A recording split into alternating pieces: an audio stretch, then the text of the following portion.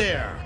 Yeah, man, we are here at the Old Raggamuffin Show again with a very important person. I haven't seen you for a long time, you know. This is Rakesh. Rootsman Rak. Rootsman Rak, we call him. Let me give him some titles. So, selector, promoter in his day.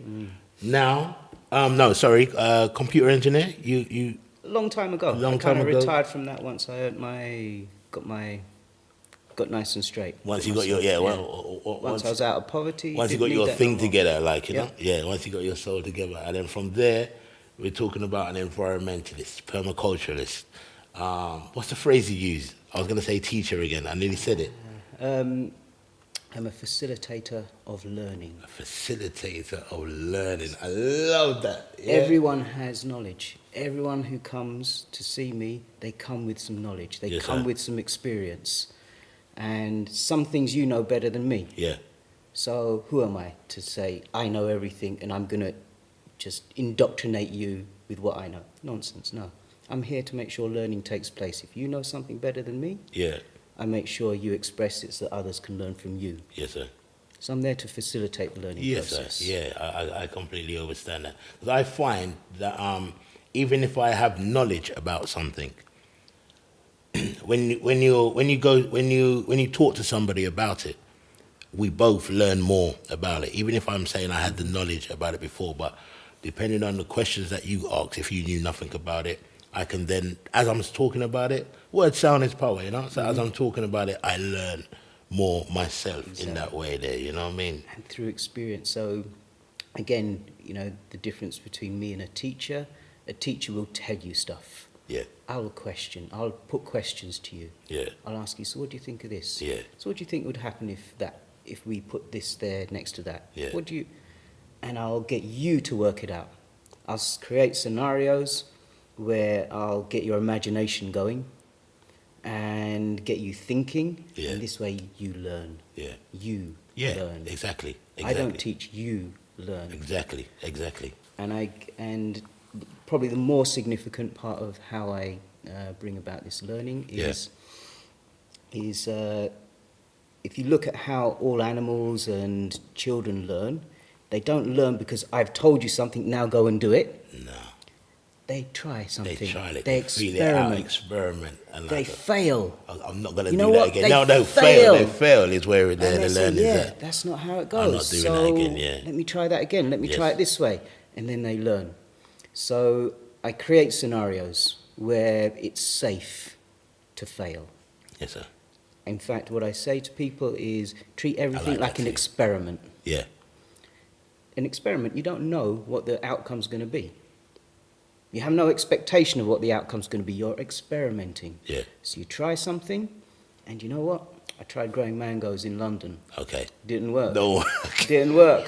So, we're not going to try that again. But I learned. All right. So, but chilies, I can grow chilies. All right. So, you know, but maybe I could get it, you know, I could put it in a little greenhouse. What if I tried it like this? What if I tried it like that? And you can just keep experimenting. Whereas if you go in and say, right, no, I'm going to grow mangoes in London, you look a fool. Yeah, Because it's not going to happen. yeah, yeah. So, so you just treat everything like an experiment. Okay, See, I grew up, I'm dyslexic. okay, I struggle to read and write okay. easily. I can read and write, but I struggle. It's not easy for me. And I avoid it if I have to, if I can. Okay. Yeah, yeah. So I grew up because no one knew what dyslexia was in the 70s. So everyone just called me stupid. And also, well, actually another reason for that was because when the teachers were telling me certain things, I was like, no, that's not how it is. Yeah, No, that's not the way the world is. The world is clearly like this. Why are you telling me that? yeah, And my teachers and my parents told me always to tell the truth. So I tell the truth. Sorry, sir, but that's bullshit. yeah, No, that's not how it is. yeah. You know, Yes. and came, beaten for Yeah. telling the truth. What's this? Yeah. You're telling me to tell the truth. I tell the Now I truth, tell but you you're the truth, lying you to don't me. like it, yeah. And now you're beating me for it. All right, so I switched off from school. Mentally, I left school at 12. I refused to be brainwashed by the school system. Okay. And A bit and earlier than I s- did. I done the same, but you done that a lot earlier than me still. So maybe the first year, so when I was 11, the first year I was kind of in most of the classes, but by the end of that year, so by the time I turned 12 at the end of the year, Right. so by the time I turned 12, I was like, no, Yeah. I'm not doing this again. You could I'm see it not was going just through this. you could This see it is- was just a nonsense thing, then Yeah. not for you kind of thing. Exactly. So, yeah, so because of Credit that, everyone- to sorry to interrupt you. Yep. I think credit to your parents and credit to you for you being able to recognize that within yourself and recognize that that's not for you, and then having the strength to fulfill it, even if they wasn't happy about it. my parents didn't really know. Well, I say I that's still. was, my parents were amazing. My parents were great. They were really, bless their hearts, you know, really beautiful people. But they didn't know what I was going through. They didn't know all the racism that was out there in the 70s. They didn't know about, you know, just getting to school and back in one piece was tough. I didn't. It's not the sort of news you want to bring back to your parents, though, is it? Especially when you know once you realise that it's going to hurt them. That's when I stopped telling them. That's why I'm not even telling my mum what's just happened there, what that guy's just thrown at me. I'm not even telling her because I can see it's going to hurt her still. You know what I mean? So and so when I say credit to them, I mean that for raising somebody, even if they didn't know, even if they might not agree with it, because my parents didn't agree with that. My parents was very much like they came over here to fit in, and so they fitted, and they wanted you to fit in and do what the system told you. You know what I mean? So they wasn't keen on the rebellious nature, but it's still credit to them that they raised somebody strong enough to rebel. What my parents did very well is they gave me the space to be who I was going to be. Sit there.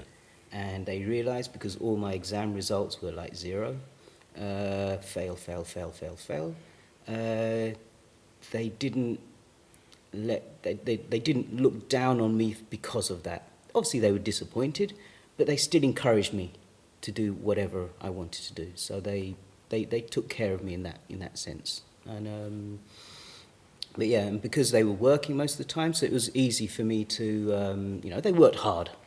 They worked really hard. So Yes, most of the time, I could just go to school in the morning, get my mark, and I worked out their system. I worked out the school system. You get your mark in the morning. As you do. Then you work out, all right, this lesson, now then I can go Then to I the cut, park. yeah. I sit in the park, I wait for the truant officers to go by, then I go home. I have my lunch, then I go back to school, get my mark again. Yeah, And so I worked out how my systems, how I could not be at school for most of the time. And my parents really had no idea that's what was going on. Okay. All they saw is all my results were 0. So, and everyone just called me stupid and dumb and thick and all the rest of it. Well, at least that's what I thought. I actually had a really interesting conversation with the only person I still speak to from my school about 3-4 years ago. And he said he bumped into a friend of his. Okay, also remember this is a really nasty period where all my friends were skinheads. When it was fashion. It's Dagenham. Oh, yeah, go on. When it was fashion. Yeah. And then all of a sudden when this neo-Nazi thing kicked in, Yeah. all of a sudden these same friends who I've known since I was 3 years old, all of a sudden, because they're walking with the next person, they're looking at me like they're going to kill me. Yeah. It's like, wagwan, man. Yeah. You know, I've known you since you were 3. How can you talk to me like this? Yeah. So, yeah, it was rough. My parents had no idea about that, but they, as I say, they gave me a good starting point. But basically, I didn't get any results, so everyone thought I was stupid, but actually I used that to my advantage. And this is actually gave me a huge advantage in the world, because you look at most people, they don't do things because they're afraid to do it. You're told, right, learn this, and you must now do it perfectly. Yeah. And, you know, oh, I'm not sure I can do it right, so maybe I should learn a little bit more before I try doing it. So they're afraid to do something. I had none of that. Because I'm stupid, if I try something and I fail, well, everyone knows I'm stupid. So what have I got to lose? You know, so let's just do it. All right, okay. And you know okay, what? Yeah. Everything I tried, because I wanted to learn it, I wanted to do it, I had the passion to try it, I done really well at it. Yeah, of course. Yeah, because you wanted to do it. There's a big difference, isn't it? Exactly, because it was coming from me. Yes, sir. And so yeah, so in this way, so I understand and I recognise that a lot of the people who come to my workshops and things are not privileged enough to have been labelled stupid. So, you know, so they don't have that same pattern of this fearlessness of just being able to try things. And they are indoctrinated with this concept that, you know, you must live in fear. Everything is, you know, the world is dangerous. Yeah. So many dangerous people in the world. You know, everywhere I go, I meet beautiful people. Yes, sir. I just meet really good, hard-to-call people everywhere. So I don't know what they're talking about. Yeah, there's some bad people on the television and there are some bad people around, but the majority are not. Yeah. The vast majority are not. And you give enough people the right space, the right way of living, you look after them, they'll reciprocate. They respond in that way. They'll respond. They will respond in that way. And if you're unlucky enough to find the few that don't respond well, then just stay far from them. Exactly. So what I explained to them is exactly what I said at the beginning. It's about just treat life like a big experiment. Yes, sir. Don't say, yeah, I'm going to be this, I'm going to build that, I'm going to do this. Just say, no, I'm going to experiment with trying to make that. I'm going to experiment with trying to grow this. I'm going to experiment with trying to, yeah, I think let's see, maybe see, do I have a vocation in this? I'm going to try it. Yeah. I'm guessing you sound to me as if I haven't seen you for a very, very long time. You know, when was it? When Newcastle, maybe? Newcastle. When was that? Sure. When was that? 2007. Wow, it's been a little while, isn't it? Yeah. And also that's when I first met you. So it's not like you know. So of course you're a friend. A friend of a friend is a friend. That's how I see that. You know what I mean? But I don't know you. So this is all very brand new for anyone watching still, for me. So you sound as if you've travelled well. You could always tell someone who's travelled well, I find, because you're that outlook on life and just you learn so much when you travel. I find I learned so much when I travel. So you sound like you travelled a lot then. Yeah, so as I say, we grew up in East London. My parents came over from India. Yeah. You know, with £5 in their pocket to try and bring up a family and stay in England. And so we grew up in poverty. We had to make those tough choices. Yeah. And so, I mean, I was working more or less since I was 10, 12 years old with my father. Doing whatever I could, whenever I could, whatever opportunities, just to get the family, you know, secure. Yes, and so I think maybe I was 28 before I first travelled. Okay. Before I had my first ever holiday. Because life was just about working. Yeah, man. To get my feet on the ground. And you don't. Them time there, you don't do holidays, you know. Yeah. We was fortunate. We was fortunate still if we went on a school trip. Do you know what I mean? And maybe the one holiday that we would have is we went to the Boys Brigade. Okay. I was in the Boys Brigade. My sisters were in the Girls Brigade, and every year they would take you away for a week to do like a camping trip kind of thing. You know what I mean? Didn't even have that. I hear you. Didn't even have that. So, but yeah, that's it. And you know, actually, I was working with some youths not so long ago, and talking about going to a forest, and you know and I was doing like a visualization of imagining being in a forest, and they're like, we've never been to a forest. What? You've never been to a forest? No. I'm like, what? But you know, it's just there. How come? And I'm trying to understand. Well, why is it that certain, you know, ethnic minorities really feel like they can't go into nature, can't go into a forest?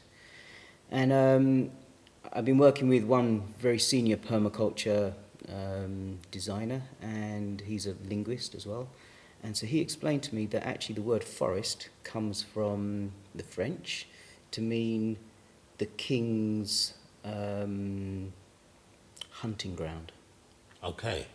So the word itself implies that you can't. It's forbidden land. Exactly. You can't go there. And someone killing an animal on that land is called a poacher. That comes specifically from killing them on the king's land, on the king's hunting ground. And so there is this historical thing about, but how many people know that linguistically?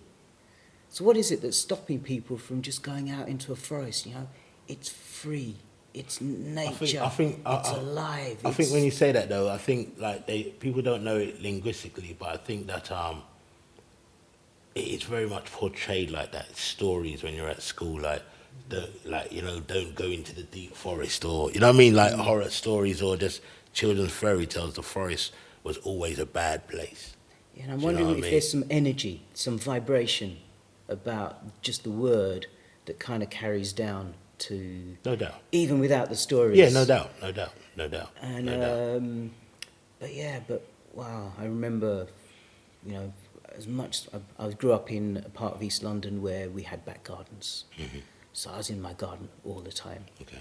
Ever since I can remember, just looking at insects, looking at spiders and caterpillars and, turning into butterflies. And, wow, for me that was...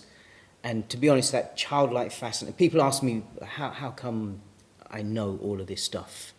Where did I get all this information, all this knowledge from to build houses, to grow food, to, It's because I still have this childlike fascination for the world. Okay.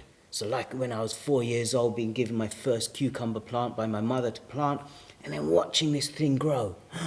Like, wow, how? What? How is that possible? What's going on here? And then it gives you cucumbers, and it's like, wow. Okay. And that fascination for life as a child, I still have. Okay. I've never lost it. Yes, sir. I don't see why I should ever lose it. No. Because this is what keeps me alive. Yeah. This is what keeps me, my essence, alive. Yes, sir. Always able to learn. Whoever I reason with, whatever I see. This weekend we had a friend came with her son, 2 years old. What a joy to have him in the garden, just playing, just discovering, just asking questions, and just helping. Maybe not always helpful. Topping, throwing some things in wrong places and blah, but he's having fun. He's enjoying. He's learning, and it's like, it's so joyful. Yeah, of course. So the workshops that you run, you run them on permaculture alone, or you do other stuff as well? Yeah, lots. Anything related. So, first of all, many people don't understand, or there's a lot of misconceptions about what permaculture is. Let's break it down. Let me start again. What is permaculture? What is permaculture? So my definition of permaculture, it's a Rootsman Rak version of what permaculture is. It's common sense in a world where sense is no longer common. So it's how you... Yo, he's full of gems, I can see with Kris, he's full of gems, It's how you live life. Yeah. How you meet your needs in a way that you not only meet your personal needs, but you meet someone else's needs. You take care of this man. You take care of people you know, but you also take care of people you don't know. How do you make your livelihood? How do you grow your food and get your food? Maybe you grow some of it. Maybe you buy some of it. Maybe you exchange some of it. Doesn't matter how you're getting it. But how do you feed yourself in such a way that you take care of other people around you? Yeah. How do you, or at the very least, never ever exploit anybody? Yeah. How do you do it in such a way that you enrich your environment? Right. That you make the world a more beautiful, as we're seeing right now. I've been talking about this for 30 odd years, but now all of a sudden it's coming to the fore. People are seeing, there's the potential for 1 million species of animals, plants and things that are going to go extinct in the next 10, 15 years because of human interaction. It's so crazy, isn't it? It's incomprehensible, really. It's just mad, isn't it? It's just like, what? Exactly. And this lack of biodiversity in the world, or the destruction of this biodiversity, is going to influence us. It is going to destroy our capability to survive on this planet. So how do you meet your needs, your food, your shelter, your sense of purpose in life in such a way that you also enrich nature. Right. You make more habitat for animals. You make more habitat for insects. Slugs, yeah, slugs have a really important part to play. They're a primary decomposer. The fact that you as a gardener is trying to control nature and trying to say, no, I just want to plant lettuce, and I want to plant this, I want to plant that, the slugs are going to have a field day because all you've done is just grown that. Yeah. And whereas, you look in my garden, it's February. Yeah. It's cold. Yeah. There's still so much things growing in there, and I haven't touched that garden for more or less 7 years. Yeah. I designed it 10 years ago, 10, 12 years ago, and pretty much for 5 years I designed it for my parents. Yeah. Because they were getting old. Okay. And every time, and they love the garden. Yeah. They love watching the squirrels and having hedgehogs and the birds and all the rest of it, but they also like to eat from the garden. Yeah. But every time they were eating, as they were getting older, they were like, as they were digging, work. Yeah. they were kind of like, complaining about aching bones, this, that, and the other. And so I thought, all right, how do I design work out of gardening? Yeah. How do they get nature? How do they get all the animals and insects and what have you still there, but still get lots of food? How does nature do it? So what permaculture is studying nature, Yes. studying the natural patterns, studying how nature finds this richness, and breaking that down into patterns, and then using those patterns to create your systems. Okay. So in other words, if I can see, so imagine going to a forest. Yes. Right. When you go into the middle of the forest, imagine it's the hottest summer's day you can imagine in England. Not so hot, but anyway, it's just getting hotter. It's getting hotter. Okay. So I've got my sweatshirt on, yeah? It's still wrapped I've got my scarf on, yeah, I'm with you. I'm in the forest, yeah. Got my gloves on and that, yeah. But it really is. Actually, when I go to India and it's like 15, 20 degrees out there, they're all in scarves and, just saying, wow, how can you go out there in a T-shirt? You're crazy.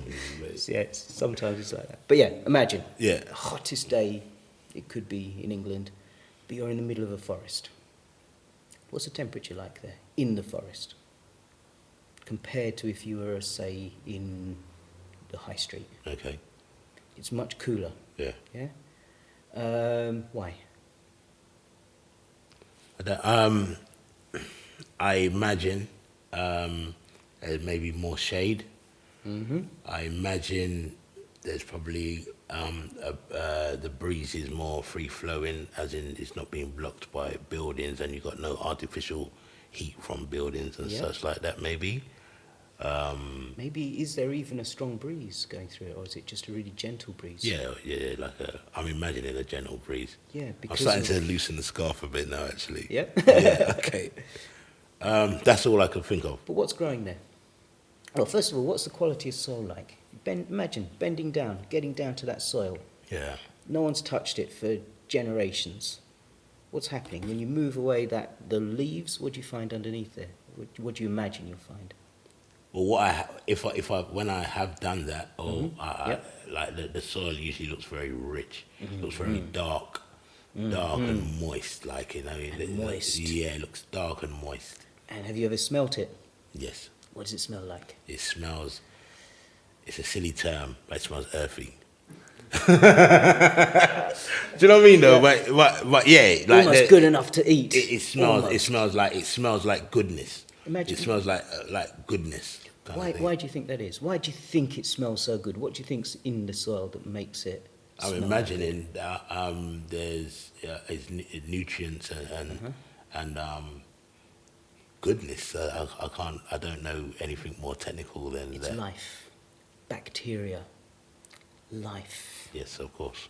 And that life that's churning all those nutrients, eating and pooping, it's creating life. Life begets life. And wow, it smells. I was in Spain recently looking for some land for some projects. Everywhere I went there, even in a forest, you take a handful sorry, this is not life. There's no life in this. Dry. This is dry. This is dead. There's nothing.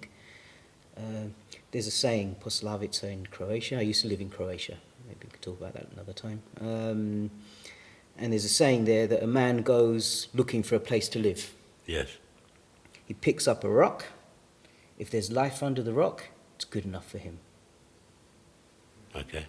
If there's life underneath that rock, there's life in this place. Yes, If there's sir. life there, it's life that I can now work Yes, with. sir. And it will feed me, it will take care of me. Yes, sir.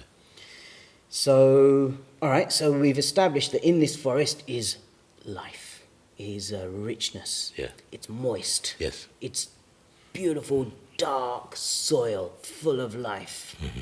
But how much stuff's growing there? Edible you can stuff. eat. Yeah, that you can eat. I think that's down to my knowledge, but Mm-hmm. not a lot that I can see. You're absolutely right. Why? You've got this amazing soil. Why is a very big question. What's it missing? What's the missing ingredient? You've got lots of soil. You've got The life. farmer is missing. Surely it's the planter. No? Not necessarily. So, why is it cool in there? Because of the shade. And therefore, It's not a lot of sun. there's not enough sun. So the amount of plants that can thrive in there is limited because the amount of sun that's getting to the floor. Now imagine you go to the edge of this forest, just before you hit a meadow. Now what do you have? Everything. You have everything. Everything. You have sun. Yeah. You have the nutrients that are coming out of the forest. Yes. Especially if it's slightly downhill. Yeah. Okay. Yeah? When it rains in the Yes. forest, Yeah. where does the nutrients go? Okay. It's going to go downhill. It goes downhill. You can trap that at the front. So all the plants, all the herbs and all the like wild plums and the wild apples and all these fruits and herbs and medicines and things are all at this edge. Because now you've got nutrients and life. You've got sun. You've got, the moisture that's Yeah. also coming. Yes, You've got sir. the protection from the winds. Yeah. But is this edge just flat? Is it straight? Like in a French garden? No. Like in No. It's natural. It's all about the place. Yeah. It's all over the place. So some places are in full sun, some places are in full shade, some places get morning sun, some get afternoon sun, some are protected from the wind, some are exposed to the different winds. So every place is unique. And every plant has its niche. Every plant has a place where it's going to thrive. So you like your blackberries, for Yes, example, yeah. and many of the currants, they don't want to be in full sun. They'll actually grow much better if they have half sun. So if they're on the east side or the west side, Yeah. so they get a full amount of sun at certain times, but at the other time of the day, they'll get less. Yeah. They'll thrive. They'll They'll thrive. be happy. Okay. Plants are like humans. You take care of a person, you feed them well, you give them some kind of spiritual, upliftment, you give them all the things they need to nurture them. They're happy, they're well, they're alive. You put them under stress, you put them under, put them into an office, you put them in, a stressful job and running. Mm-hmm. They're going to get, Yeah. tight and Yeah. that's Yeah. not living. No, that makes perfect sense. Yeah. Plants are the same. Okay. People say, okay, how come I know so much about plants? Actually, my first response to that is, well, how come you don't know so much? Or what go on with your life? But okay, maybe that's a bit cynical. I've just been watching. Flame up the man like that.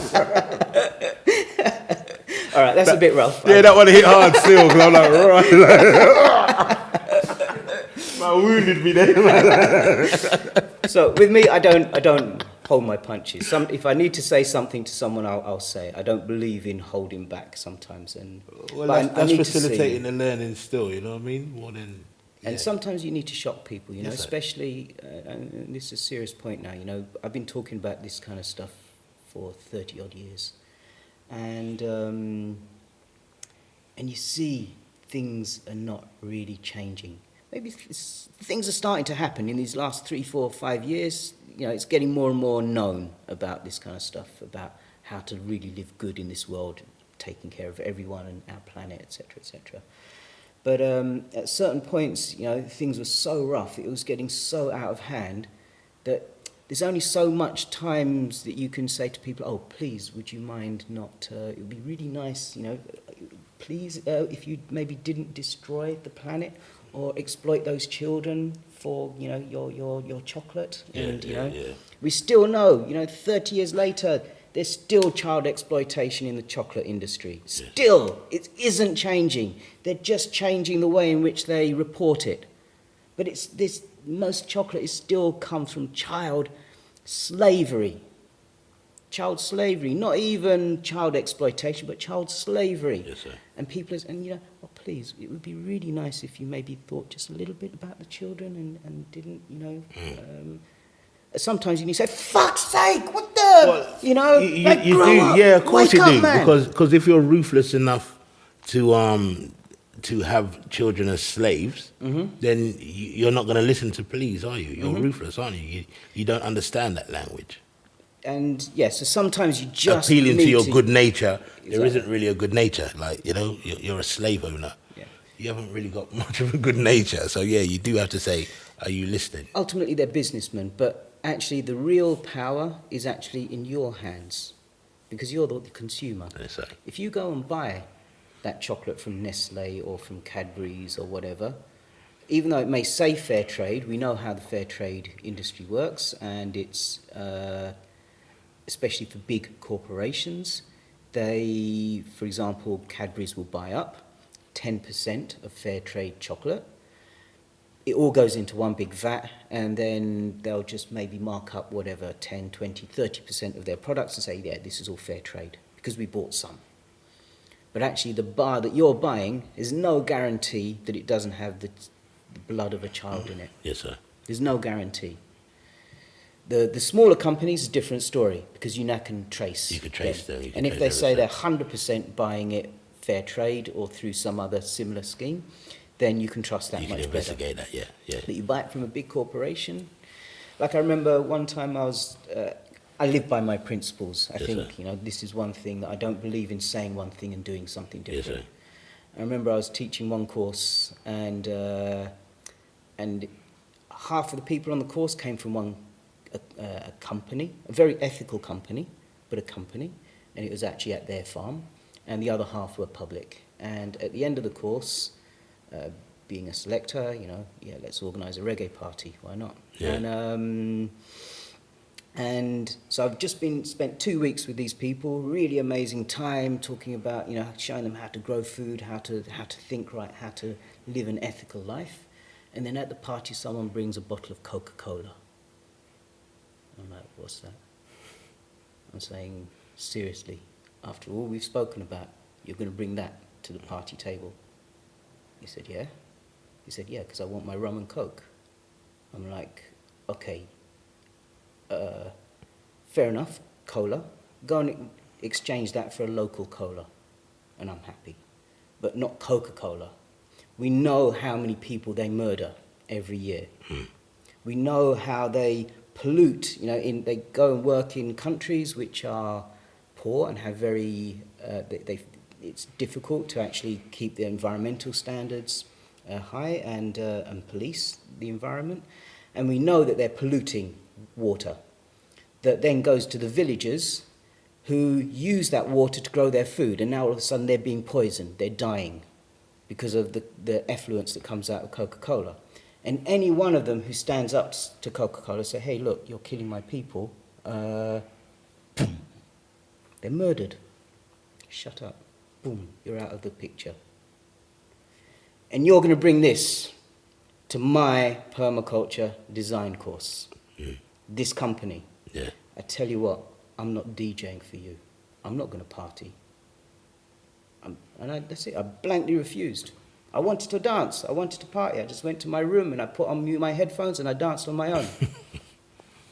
And some people wanted to know, all right, tell me about Coca-Cola. So I showed them videos. I told them what I know. Yeah. And so, yeah, I did my bit, but I'm not going to party for people. I don't ramp that way. I'm a Levi. Yeah. And as such, communication for me is really important. Yes, sir. But living right, having this spiritual life, and doing the right thing is paramount. Yes, sir. It's paramount. And so I can't teach people to do one thing one day and then go and do something myself. Different the other day. I hear you. No, go so.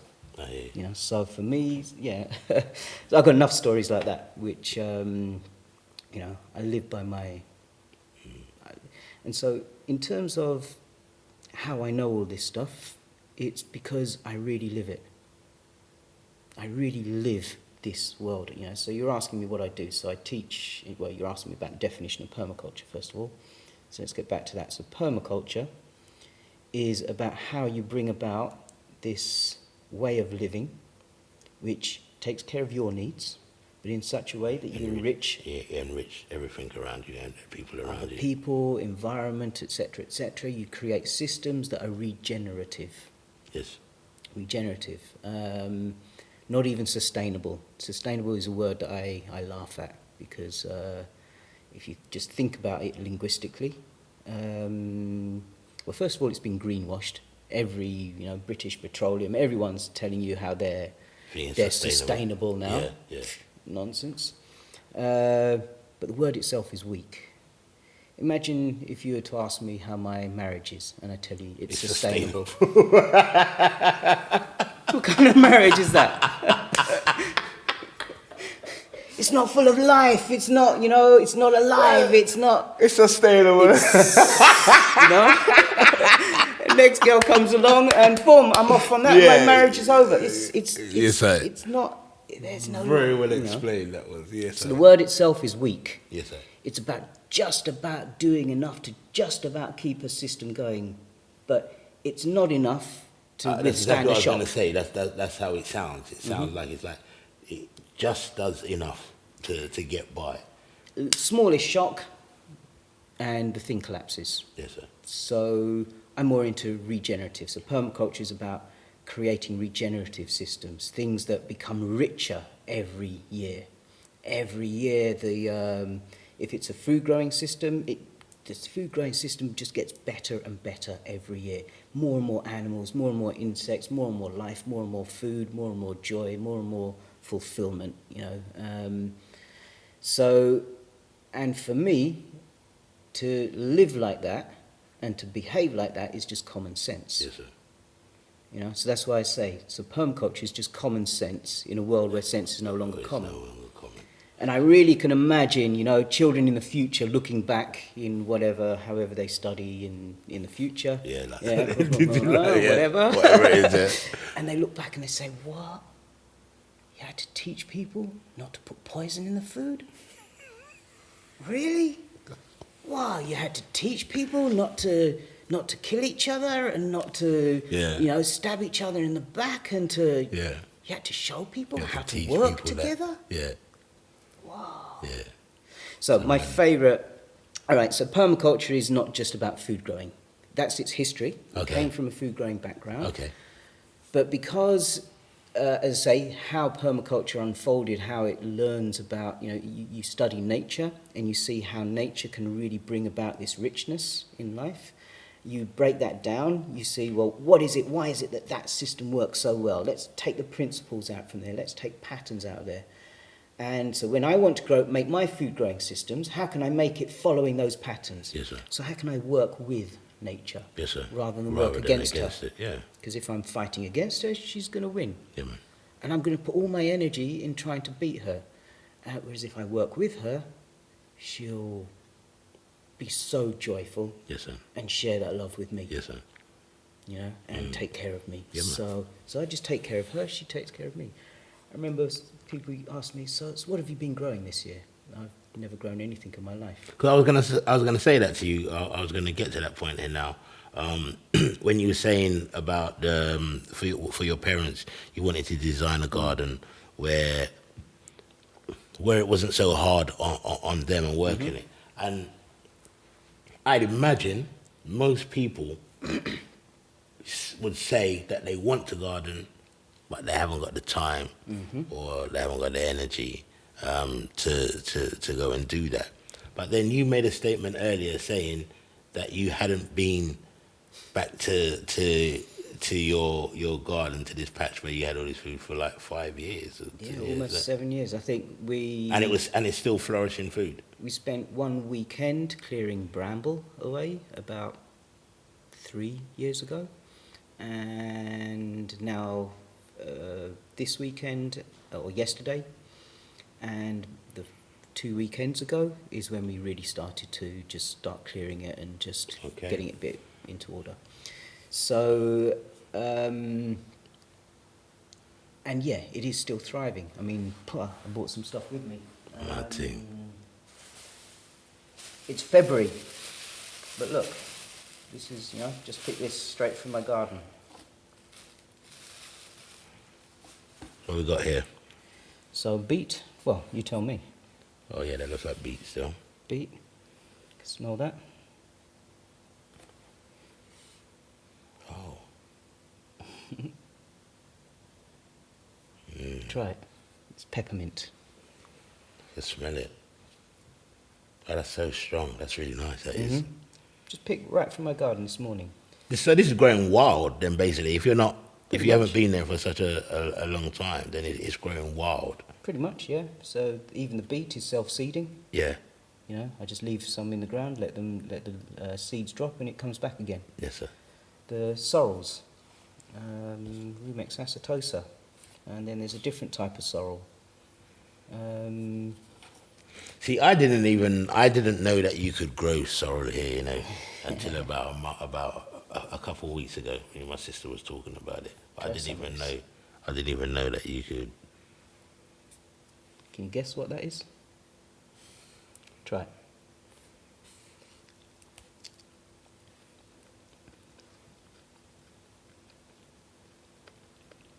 It's like a cress or something, no?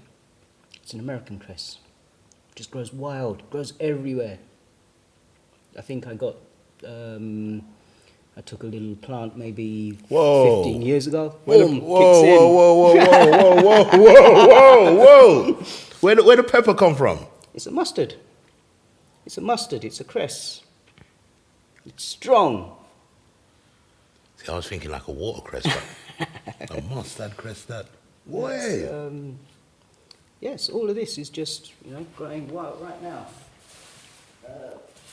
Because even stuff like, it's always amazed me, like stuff like rosemary and stuff like that is just growing wild, Every time you look in the back garden and you start looking, cut back the bramble and you got rosemary growing there, you got thyme growing here and that. Just no one's looking after it and it's just growing. And I love the way, you just take a cut and plant it and it will start growing again and stuff like that, Remember, nature wants to grow. Nature wants to thrive. Every plant has a survival strategy of how it will thrive. It wants to grow. That mustard cress is amazing. That's amazing, Listen, you pulled them out. This has all come from the garden. You picked these to bring these here today, yeah? All this pulled out this morning. Now, this is the strongest scallion, spring onion, that I've ever smelt in my life. It's actually a three-cornered leek, Allium triquetrum. Seeing. And it's the strongest one I've ever smelled in my life. Personally, I don't eat onions for my meditation. But why? Can I ask you why? Do you mind me asking you why? So, for me personally, my experience, when I eat onions, I get really negative. It really brings a negative energy to me. So, my most common dream, normal day-to-day dream is I'm traveling, I'm moving, I'm just, maybe I face a little bit of hardship, something, I can overcome it, and then I arrive to wherever I need to arrive to, and it's full of friends. It's like, you're there, wow, and it's, it's just full of joy. Yeah. Full of joy. You put onions in my food, that's it. It's like being back in East London again, people trying to kill me, people trying to, sometimes it's dogs or beasts and dragons, sometimes it's people, and I need to kind of, in order for me to survive, maybe I'm even protecting somebody else. Maybe there's someone else with me and I need to keep them safe. And I have to fight. I have to turn around and, right, we can't run no more, we have to fight. And I'm standing there and I'm fighting them. Sometimes I'm smashing them over the head with a hammer and they're not dying. So, I'm in a dream. And luckily I can wake myself up and change my dreams. Okay. But the onions bring about that negativity. Okay. And so I use it as medicine, because what onions do, and in fact you look at a lot of the folklore around the world, whenever there's an illness in the area... Yeah, man, you put onions in the room and the onion will take all of the... It attracts all of the bad germs or the disease it attracts to the onion. Oh, it's so well known. Yeah. You then eat that. Yeah. What do you think you're eating? So yeah. So that's my experience. But I grow it in my garden because of what it does to the environment, what it attracts. So you'll see in a month's time, these will be full of the most beautiful flowers. And what do flowers attract? Bees. Bees and insects and all kinds of life. And especially, if, for example, if I have these around my apple tree. Right. Imagine. So, as I was saying, every plant has its survival strategy. Yes. And for an apple to thrive and survive and fruit, it needs to be pollinated. And then once it's been pollinated by a bee or any other insect, it can then give fruit, and the fruit will have a seed, which it then, if you think about the pattern, is it makes it in a sphere shape. And this sphere shape, this ball, think how much of the surface area, of the internal surface area is exposed in a sphere? Yeah, none. None of it, because it's protected. So that shape is telling you, I'm here to protect something. And in this case, it's protecting the seed, but for how long? At some point, it actually wants you to take the seed. Yeah. So what does it do? Opens. Or, depending on what the fruit what is. It is, yeah. If it's an apple, for example, it goes red and says, hey, I'm ready to eat. Yeah. Eat me. Yeah. Come along, animal, eat me, take me away, poop my seed out. Yeah. And the seed is designed to not be crushed and not to be destroyed in your stomach. So it's designed for that. It's designed to go through your bowel system and into the ground with a dollop of nutrients, and boom, you've got a tree. Yes, sir. These are survival strategies for all plants, animals, everything. We all have our survival strategies. Yeah. And so if we can understand those survival strategies, so in order for and we can allow and we can understand that. This is how I understand plants, is I just look at their survival strategy. If I was this plant, what would I be asking for to help me really thrive in the world? See. How much sun do I need? How much water do I need? When do I want to be pollinated? Da, da, da, da. And I work all this out, and I think by observation. I look, I observe, I see, and the plant tells me. There's certain patterns that will tell me that this is what I need. This is what I'm going to do. And once you start looking, you'll recognise these patterns, and it's quite obvious. So with an apple tree, imagine all you have is an orchard full of apples. Yeah. All of the apples are the same type. Imagine they all flower at exactly the same time. Yeah. How long do you think it will be before the bees and other insects find your apple tree and pollinate it? Where are they coming from? If there's nothing else for them to be foraging on, how long is it going to take? If you had to just every day just randomly go around looking for food, how long is it going to take until you find that particular patch of food? It's going to take you a minute, innit? Well, you're going to be wandering around. You're not going to go straight there the day it opens. No, you're not, no. It's going to take you a while. So it could be a week. It could be 3-4 weeks or something before you find that patch, that orchard. What if a wind comes, a really strong wind, boom, takes all the flowers away? But then you're not going to find it, are you?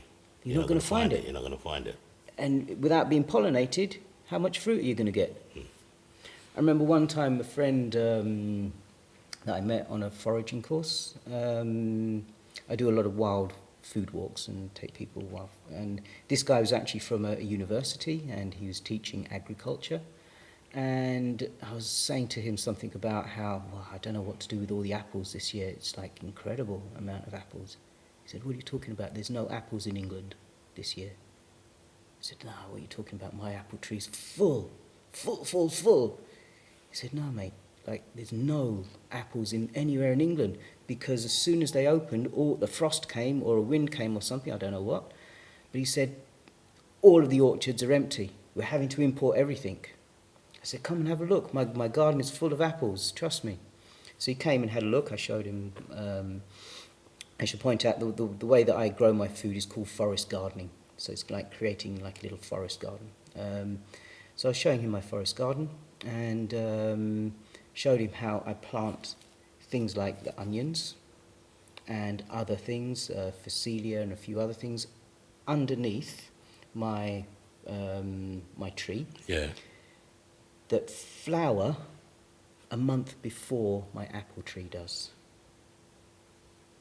So, I also make insect habitats. I make places for mason bees, for wild bees. Okay. So there's 2,000 types of bees in Europe, well, certainly in England. Only one of them is the honeybee. People talk about how important and precious the honeybee is, but actually there's 2,000 other types of bees that are also precious. And people talk about honeybee because it makes honey. Mm-hmm. They want their honey. That's why they're looking after it so much, at the expense of the other bees. So actually beekeeping, first of all, bees have been around for 260 million years before, humans were. Before you started. They survive perfectly. They do not need to be, looked after. What are you talking about? This is your arrogance. You want to exploit them for their honey. Yeah, it's not. So name it. Yeah. Name things right. Aye. Don't say you're protecting. This saving is mad bees. Knowledge, Yeah. Don't say you're protecting bees. No, you're in it for yourself, mate. You're in it selfishly because you want something from it. We also need to protect the other bees. So, I have plants that grow underneath my apple trees. Yeah. That are flowering. And then I have insect habitat for all kinds of other insects to live there. So they're already there. So as soon as my apple tree opens, boom, it's pollinated. I've got apples galore. So this guy came over to look at that, and I'm showing him stuff. And actually another story is, I was in the garden, I was picking some lemon verbena and stuff to make some tea for this guy. And I asked, my mother was still alive, my father had just passed away. And my mother, I asked him, how much time do you spend working in the garden? And it's almost like I gave my mum a script. She was amazing. It was really, I stood there, just at the door. Then one day, okay, like, let me hear what she says. Let me hear what she says. Let's see how she understands this. And she said, no, I don't really work in the garden. So what do you mean you don't work in the garden? No, I don't really. All right, how much time does Rakesh work in it? Rakesh never comes here. He's here comes 5-6 times a year. He doesn't live here. So he said, no, you must do some work. You must plant things. Rakesh comes once in a while and throws a few seeds, but no, you don't really plant things. You must. What about weeds? You must be digging out weeds. No. We leave those alone because first of all, there's no real space for weeds to grow. Everything's covered. And occasionally, if something comes along, Rakesh will just go, oh, good, look, we can make soap from that, or we could do this with that. And so I kind of leave the weeds because just in case they're useful for something else. So, yeah, I don't weed. He said, you must be making compost. So, well, yeah, we put everything into this hole, but we don't really do anything with it. We just kind of leave it, and we just fill it. We don't move it, we don't turn it, we don't water it, we just leave it. He said, you must water your garden. So, well, yeah, we have these big water butts. We've been collecting all this water, but to be honest, I just use it to wash my hands. I don't really use it for watering the garden. The garden waters itself. He's like, so what do you do then? And I say, she just gave the most amazing, perfect answer. She said, I just go out every day and I just harvest. I just go out and I enjoy it and I pick stuff and I eat. And that's it. That's the work. So, because I understand how nature works, or because I've got this keen interest in trying to understand nature, I learn, I see, and I'm learning all the time. There's millions of plants I have no idea what they are. Of course. But I'm always questioning, I'm always trying to figure it out. And because I've got this love, this passion, and this real genuine drive to want to learn, I'll learn. And I understand the plants, I understand their patterns, I understand how they function, what their survival strategy is. I take care of them, they take care of me. So yeah, going back to that statement, when people ask me, what am I growing? I don't grow anything. You're not growing anything? I thought you were a permaculturist. I thought no. I just orchestrate things. Nature grows. Nature does the work. Nature grows stuff. I'm not God. Yes, sir. You know, I'm orchestrating, putting the right things in the right place. Nature does everything else. Yes, sir. So that's it. So yes, there's else you more. got? I mean, That's such an amazing thing, you know, the point of putting them around the apple tree so that they flower a month before. So, like you say, as the tree starts to flower, the insects are already there. I love that. What you got there? this is a perennial cabbage. I picked it yesterday evening, so it's, if we put it in water, it will brighten up a bit, but I mean, wow, this is full of life. This is, again, this is one of, this perennial cabbage lasts for about 8 years. So really... What, the one one plant. Even in the winter, it's still got leaves. Still got leaves. They might wilt a little bit and look a little bit sad. Yeah. But as soon as the sun comes up, boom, Yeah. they're alive again. Yeah. And they're putting on new sprouts. And who needs to dig every year and plant this year after year after year and put it in a greenhouse? Sprout it, Put it in the little pots first. And then eventually put it out, and then it's the wrong time of year, or a frost comes, or this comes, or that comes, the wrong weather pattern happens, and boom, you've lost everything. Why put that effort in? Why put all that work in? Just change your diet.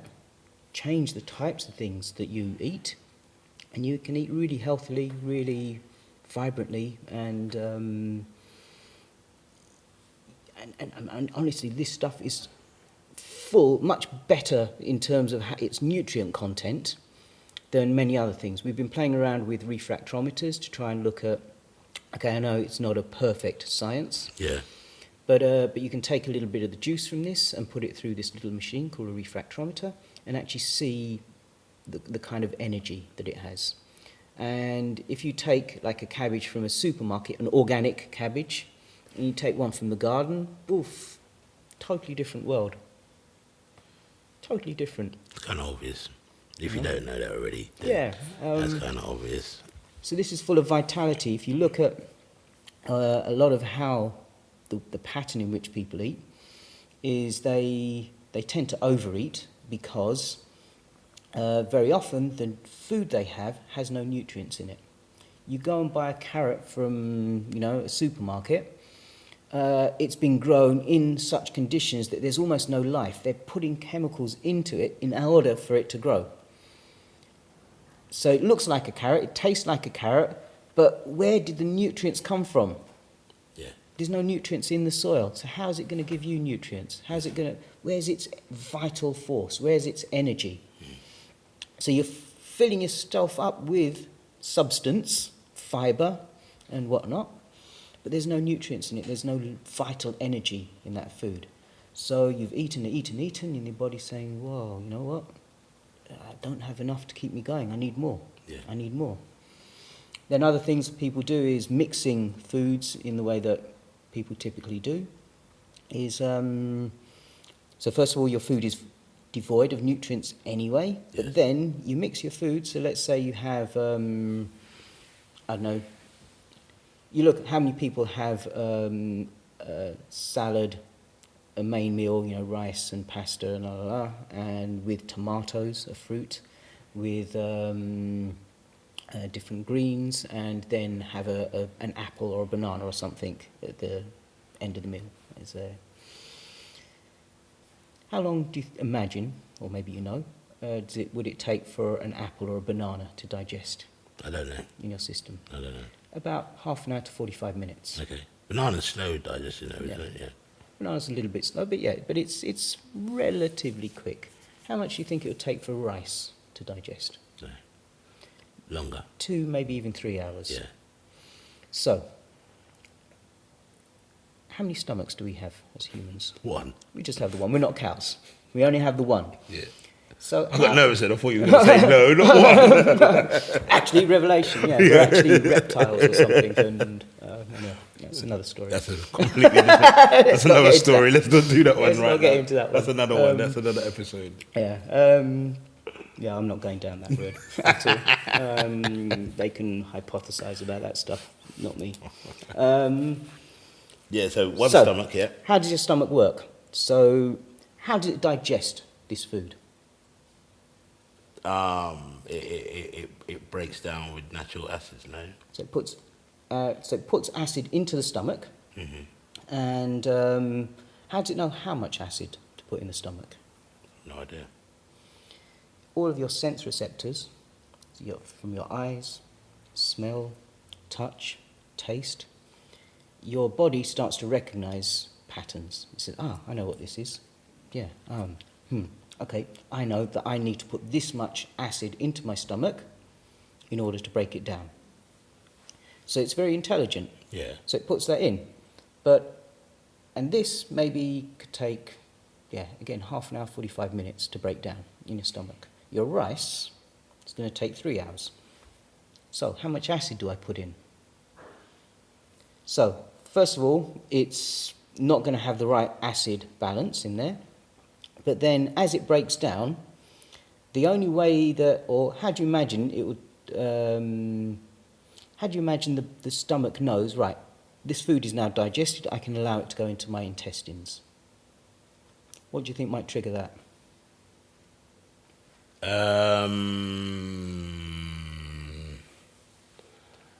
It's a chemical process. Okay. Acid. Right.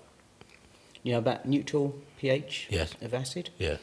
So when the acidity in your stomach becomes neutral, then it says, right, okay, everything must be broken Everything down. must be broken down. Okay. Right. Yep. I get that. Yeah. Everything's broken down.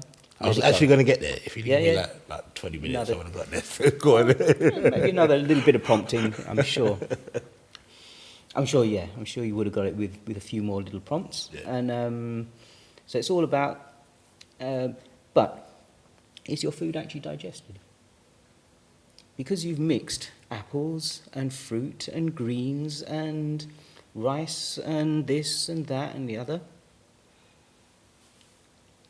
No, it's not going to be, is it? It's not going to be fully digested, is it? First of all, what's going to happen? Yes, so first of all, the things that need a lot longer to digest Yeah. haven't digested. Yeah. So they go into the stomach incomplete. Yeah. So how do you get the nutrients from those? It's But going you to don't- struggle. Yeah. It's going to struggle. You'll get some, but not much. Yeah. Not as much as it could As give it you. Could give you, yeah. As it could have given you. Yeah. What about the soft things that would have fermented? You know, now it's been in your stomach for an hour and a half instead when it only needed 45 I only minutes. need 40 minutes, half an hour. That's nothing, can it? So what happens to that food? I would imagine it's broken completely down. Like it's just. And a little bit more. It's fermented. It's fermented. Yeah.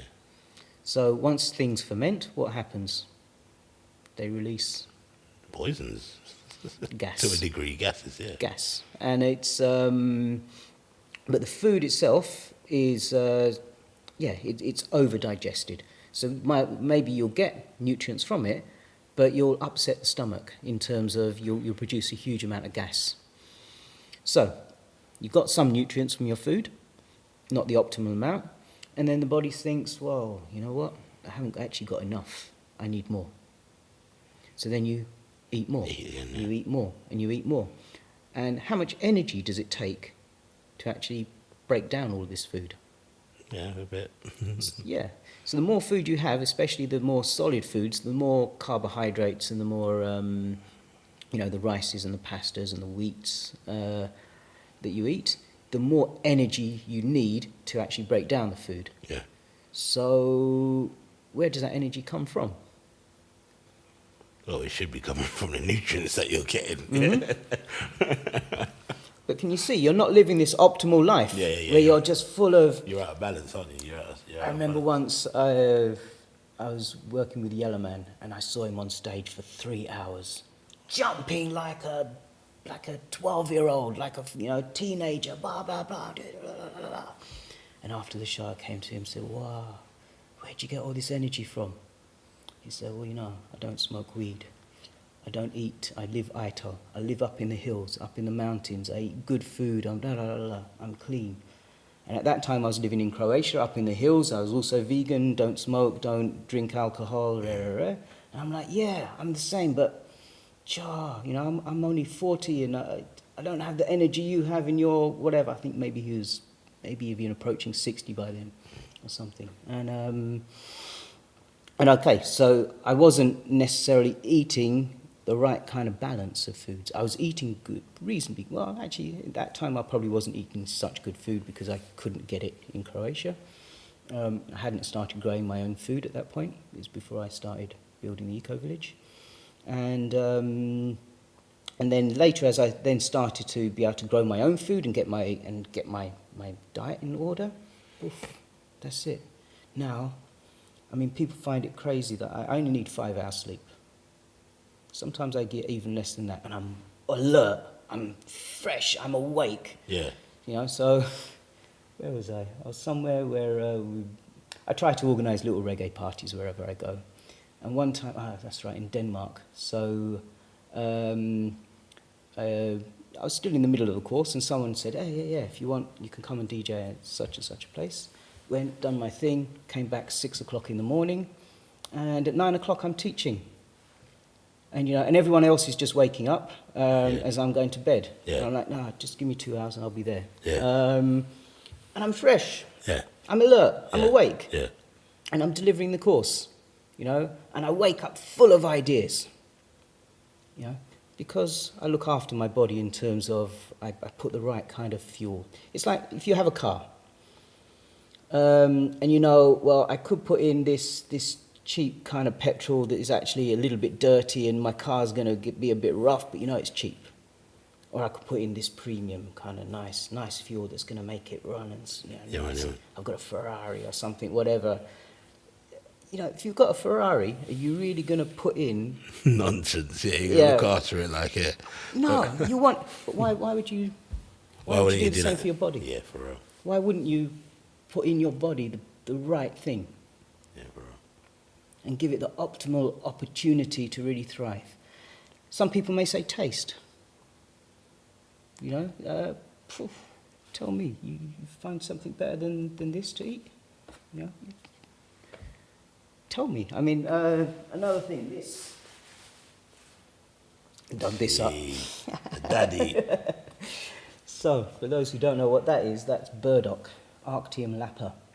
There was actually a lot more to it. It was 1.7 meters long. Okay. I measured it. It's a root, right? It's a root, yeah? It's a root of a thing called burdock, which many farmers...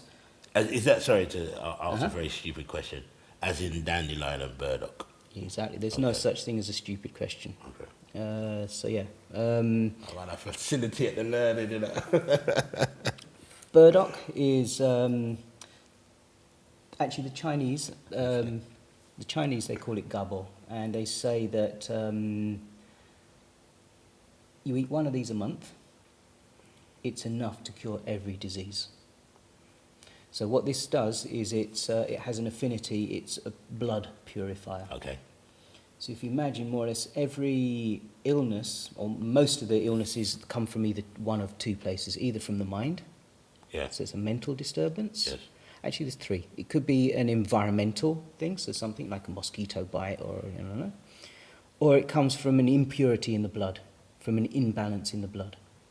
So because the blood touches more or less every organ, and so if the blood is somehow impure, it will affect different organs. Yeah. Creates imbalance, dis-ease, Yes, sir. ill at ease. Yes, sir. So if this thing purifies your blood as well as they say it does, it can cure almost anything. Yeah. and it is amazing, and it is so tasty. It is, you know. How do you eat that? How do you eat that? I mean, this literally I just dug it up yesterday, so it's Yeah. still got dirt on it. Yeah. But you could peel it and just eat it raw. Okay. My preference is actually to saute it. So I have a really nice Japanese wok, which has a perfect, Yeah. round. So you put a tiny bit of oil in it, chop it. Well, actually, the way I prefer to do it is I kind of cut it into wedges. So you have like a thick bit and a thin bit, and Yeah, sure. so you get some crunchiness, but you also get some. That's my preference for how I cook my food, to add variety, and just slice it in there, fry it or saute it, and then add a little bit of tamari or shoyu. Okay. I've taken so many people, and wherever I go, if I see it, I get them to dig it up. It's hard work. It's 1.7 meter. Yeah, that one. sounds like a lot of work. And it's hard work, but when you dig it up, I remember once, I think I was in Croatia, and we made a pile of this big, and some people are like, no, I'm not eating that. Like, yeah, that's a weed. That's like, no. I'm like, okay, suit yourself. And then others are like, whoa, 5 minutes, gone. This big plate, we were thinking to save it for lunch, and I was just offering, here, just try this. 5 minutes, it was gone. Yeah. People are like, wow. It's tasty like hell. I mean, it's tasty as, and every part of it is edible. Some of it is so bitter that you will think twice. You really have to be ill to want to eat it. Like the leaves and things. The seeds are really also nutritious. And I mean, it's a wonder plant. And you see a lot of farmers and a lot of people on who have their allotments, they think of this as being a real pest, as being a real pain. And, they're doing their best to kind of get rid of it. But actually, eat it, because it's it's more healthy than half the things you're probably growing. It's actually painful when you realise the lack of knowledge. You know what I mean? When someone's telling you that something like this is actually a pest. You know what I mean? Because even when you was talking about, when you said that your mum said to the agriculturalist about she didn't remove the weeds because they could be used for soap or they could be used for something else. The lack of knowledge that we have or that is shared, it is outstanding. It's crazy. It's astonishing. Why do you think that is? Well, I personally would believe that the reason why that is, knowledge is power for a start, and so that's going to upset a global economical system of making money, because you're going out buying these things when you could very easily grow them. They're probably, and in a lot of cases, they probably are growing in your back garden and you don't even know what it is. And someone's told you, get rid of them. They're no good to you. What is Rastafari all about? See it there. What is living Ital all about? There. It's about taking control of your life. Yes, sir. It's about feeding yourself mentally, physically. Yes, sir. It's about growing your own food, live within your means. It's about, cutting out all this pollution, all this nonsense. It's all about this. Yes, sir. It's all about taking that knowledge back and us living together. So while you may not be interested in this part, but maybe you're interested in something else. So if we live as a communities where we take care of each other. Each one teach one. Exactly. And, maybe you are interested, but you don't know about this. So I can help show you. I can inspire you and, support you in learning about this. Maybe you decide you're not interested in this, but you are really good at mechanics or something, and you can fix whatever machinery that we may need or whatever. And so you were asking earlier what the different areas that I kind of facilitate learning of. So one of it is permaculture, which is partly about food growing, but the other part of permaculture is it's all about the social. So what I noticed, a lot of permaculture projects may have really great food growing systems. They may do really well in terms of, building nice houses, with mud and with straw and but their people interaction can quite often be really disastrous. Okay. And so while their hearts are in the right place, and all the best intentioned people coming together to make a project happen doesn't mean it will be successful. Yes, sir. Because if you look at how Babylon has kind of cultured this environment, it's all about fear. It's all about survival of the fittest. You need to compete against each other. Yes, yeah. It's not a unity thing. It's not a working together thing. It's not a community. It's divide, isn't it? It's divide and rule, isn't it? Basically. Exactly. We hardly have any good examples of people working together. Yes, sir. People supporting each other, taking care of each other. So most of us don't have. If you ask people about, have you ever worked with other people in whatever context? It's immediately, oh my God, yeah, that was difficult. Yeah, it ended in like this, it ended like that, and that's for a reason. It's part of Babylon's system is to divide and rule, as you say, and so this was the other aspect of permaculture that for me really was essential. Yeah. Is to teach people about how to work together. Yes, sir. I hear that. So, really. All of my courses, my permaculture courses. I do certain other things which are more specifically about community. I do what I call a community building experience. Okay. But even on my permaculture courses, the first day is just dedicated to why are you here? Why have you come to spend 2 weeks with this community? Yeah. What needs to happen in these 2 weeks to make you really walk away and say, wow, this was the most amazing 2 weeks of my life? Okay. What needs to happen? Let's talk about that. So I find out your dream, but not just your dream, the 20 other people. What about my dream? I'm here also. I'm part of this community. What's my dream? Yeah. So we share that. We find out why we are coming together, what needs to happen to really fulfill us. From that, we create a common vision. So, and we create a statement, something like maybe, I don't know, we're a temporary community who've come together for 2 weeks to learn from each other, to inspire each other, and to help each other grow. Whatever. Nice, neat sentence. Yeah. So now, once we've agreed, are you happy with that? Is that would you be happy if we created this? We check with everyone. Yeah.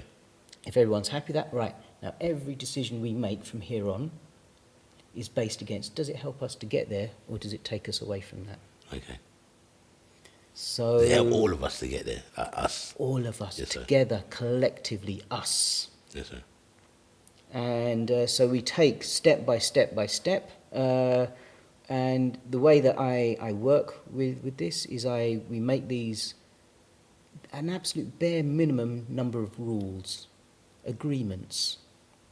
Rules is a very divisive word. When people think of rules, they often think negative. Yeah, just oppression or Why?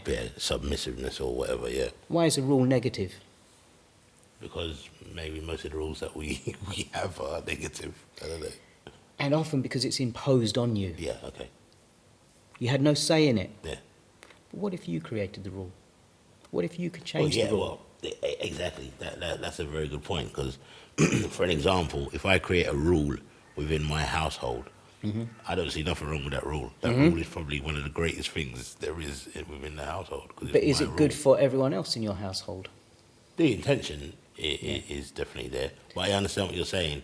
Even though as the originator of the rule, as the writer of the rule, even if your intention Is good. is good, the fact that it's imposed on the others in the house because you haven't come up with this rule together, they're going to see it as a negative or as being oppressive.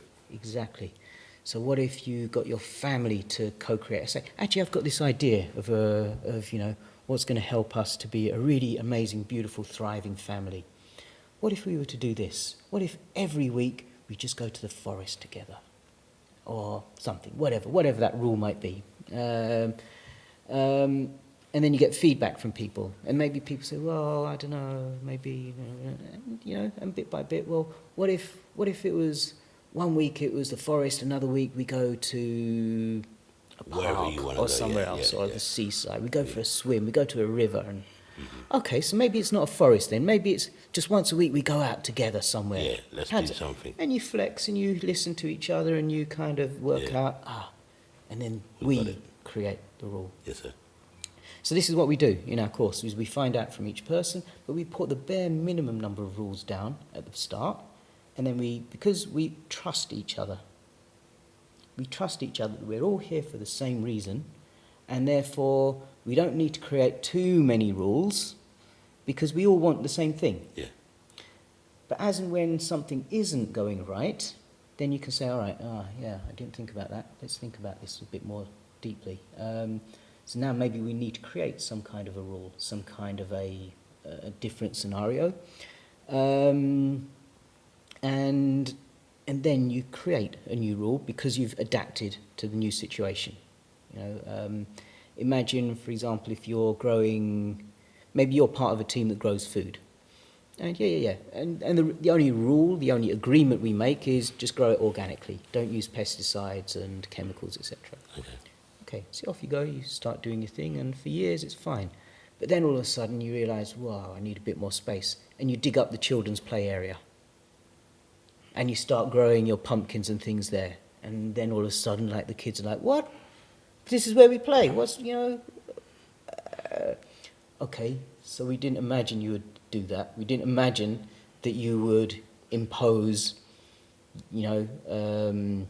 yourself and take away a piece of land which is actually really precious to the kids. Yeah. So maybe we now need some Yeah. rule. We now need to, all right, so maybe before you dig up a new plot, maybe you need to ask permission first. Yes. Yeah.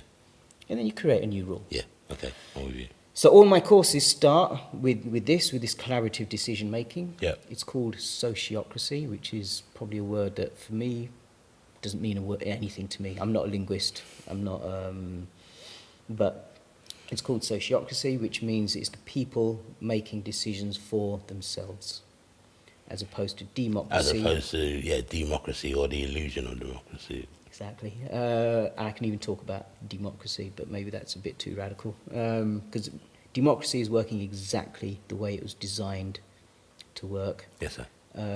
Which was, as you say, is to give the illusion Of that choice. we have choice. The illusion of choice. And anyway, that's another long story, but I'm happy to go into that if you want to. So we start with that. We understand. So the first thing on our courses is we understand people. We get to establish who is here, why they're here, what's going to really allow them to make their hearts sing. They wake up in the morning like, whoa, I'm so, yes. And, and they start the day. I love that expression. What's going to make their hearts sing? I love it. He's full of hell. Yep. I love that expression there. Yeah. So, Yes, sir. I'm with you. And then if at the end of the day, someone's heart's not singing, this is a reflection on everybody. Of course. So then what we need to do is we need to get that feedback. Why is your heart not singing today? What's happening? What's going on? Is there something we can do? And so at least hearing it, if we don't hear it, we can't do anything about it. So again, I give them safe space and I give them opportunity. So we have 15 minutes every morning, 15 minutes at the end of each day, where we can fine-tune and create new proposals and new agreements and new rules, etc. But I also give all the students at least 45 minutes a chance to sit in small groups where they can discuss the day. What did you learn? What did you not understand? Is there something we can help you, that because you just didn't get it? But how are you doing? Mentally, physically, emotionally? How are you doing? Physically a little bit tired, mentally, wow, this is really exciting. And, emotionally, actually, this person upset me. I needed to do this, and that person shouted at me, and I feel really Okay, now we hear it. Now we can start doing something about it. Yeah, of course. So throughout the course, we're fine-tuning people. We're fine-tuning people's needs and basically showing them that actually it is possible to live together, to work together, to have good, positive experiences of being with other people. Yes, sir. because the vast majority of experiences that people have with others always invariably ends in conflict of some sort or some kind of hurt. So when I started looking at permaculture, I was, in fact, when we started an eco village out in Croatia, and the person I started it with, we had the same background. We both came from really poor families. We both worked really, really, really hard. We then got to be earning good money and had all the trappings, all the things that society says this is what is going to make you success, happy. yeah. This is what success is exactly. And we looked at it and both said, no, That's not. this does not make you happy. Yeah. Yes, not having to worry about certain basic things in life makes a huge difference, for sure. But all this extra money doesn't actually make you happy. Having all the trappings that you buy with it doesn't actually make you happy. So we both rejected that, and then we both looked for a different path and eventually ended up somehow, doing various things and then eventually meeting. And the third time we met, we were like, wow, we need to do something together. Yes, let's do it. Okay. And what was really incredible, we both made a mind map separately of what we wanted to do, how we wanted to do it, and we then came back and kind of looked absolutely identical. I love that. So, all about, growing food easy, building houses no problem, making electricity, not sure how to do that, but we'll figure that out. Yeah. Treating black water, grey water, no problem. All these tangible physical things, earning enough money, no problem. All these tangible things, easy. But what was really incredible is both of us had one kind of hole. And we both said, well, we don't know how to deal with this. And the language that we both used was also the same. And again, this becomes because of a shortage of not understanding the subject matter well enough. The only language we could use to express it is conflict resolution. How do we deal with fights? How do we deal with people problems? We both kind of looked at each other. No idea. No experience of that. And sure enough, that was our Achilles heel. That was the thing that kind of, there's various reasons as to why why I left that project in the end, but that really was, when the third, fourth, fifth person came into the project, so imagine we're in a land that if you had a 4x4, there's a good chance you could drive up to our land. Okay. If you're in an ordinary car, in the summer, maybe, but in the winter, no chance. So sometimes you could drive 20 minutes walk from us. Okay. But in the winter, most cars 45 minutes walk away. Okay. Closest you get. So we're really in the middle of nowhere. Yeah. Beautiful, beautiful, beautiful land, beautiful rolling hills, soil with life in it, birds and water, and wow, a really beautiful, joyful piece of land. And one of the people says, who bought some land next to us, he says, yeah, I'm going to get the council to build a road here because I want to make a factory. I'm going to grow this, I'm going to build that, I'm going to make this, and and so I need all these trucks to be able to deliver. And we're like, what? Eco village. Yeah, he was a chemist, he was a scientist, and so he approached it in a very, very, very different way. It's about making it optimally, Yeah. And we're looking at each other like, this is not our dream. This is your land, so we can't tell you what to do on your land, but, you're the only house, within probably, 40 minutes walk from us. And you're going to do what? Yeah. And so we didn't know how to deal with it. Yeah. So I came back to England, and at this time Transition Town was just taking off, and with my food growing knowledge, and I then started getting involved in a lot of community food growing projects, and always looking for, all right, well, how can we actually, okay, I can give you my knowledge, but how is it that we actually start to work well together? So I'm looking at throughout the whole of the transition movement, all the different tools that people have for working collaboratively. And I'm lapping it up, I'm learning, I'm trying to digest it, trying to understand it. And in all of this, people kept telling me about this thing called sociocracy. And, at first I couldn't even say the word. I'm like, what? Soci what? And people are telling me about it and then saying, oh my God, it's amazing, it's incredible, oh, you can do this and you can do that. And, okay, explain, tell me. Oh yeah, blah, blah, blah, blah, blah. What? Oh, blah, blah, blah, blah. Like, what are you talking about? I can see you're excited, but you're using such big words, such big concepts. It's so abstract. I have no idea what you're actually saying. I have no idea what this is. So I kept hearing it for years. Didn't get it at all. But I kept running projects and I kept seeing projects, and this was my lack of skill of how to manage these projects in a really good way. I was using tools, but it still wasn't really coming together. Okay. And something was still missing. And so I screwed up many times, It's an experiment. I learned from it. I was just going to say that, yeah, go on. I learned, I saw things, and so there's people out there who probably have a bad impression of me because I screwed up. And if they hold that for the rest of their lives, thinking that's who I am now, then, okay, that's more for them. But, yes, I've made mistakes. I would say that, I think, I would say that. Basically, I would say that I can't hold somebody at ransom. Mm-hmm.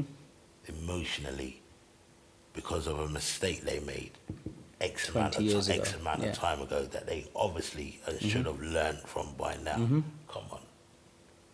But it happens. Yeah, it does happen, but yeah. But it happens. That's a mad situation, isn't it, really? Yeah, so I apologise to anyone who I've been learning and getting experience and doing my experiments with, because yes, I made projects that didn't work because I made mistakes. But I hold my hand up and say, yeah, my mistake.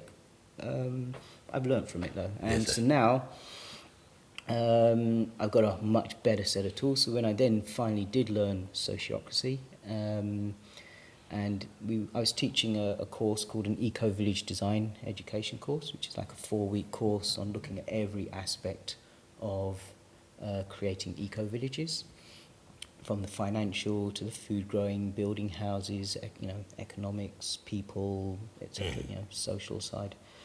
And during it, we called in this person who was a sociocracy expert, and in literally just 10 minutes, he just explained something to me in such simple terms. So on. It was like, bang! Oh, whoa! Yes, of course. And then I just got it. I just got it from that. What he said is that when people come together, they often come together for a reason. So if you call me and say, hey, let's go out go to the cinema, something. Yeah.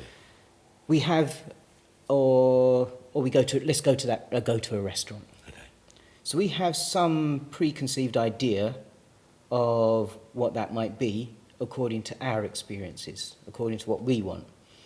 But that doesn't mean that everyone who is coming has that same experience or that same expectation. Yeah. So maybe because I'm ITIL, vegan, don't Sattvic even, don't eat onions and garlic and stuff, and so maybe I'm thinking, last time I met this person, he knows about my Sattvic and my vegan ITIL, so he's going to take us to a restaurant that is suitable. He must know. But another person, so maybe he is, maybe he does, maybe he doesn't, but maybe someone else is thinking, last time I went with them, we ate meat, really good big piece of steak, blood dripping everywhere, it's lovely. And they're thinking, so next time I go out with this person, that's what I'm getting.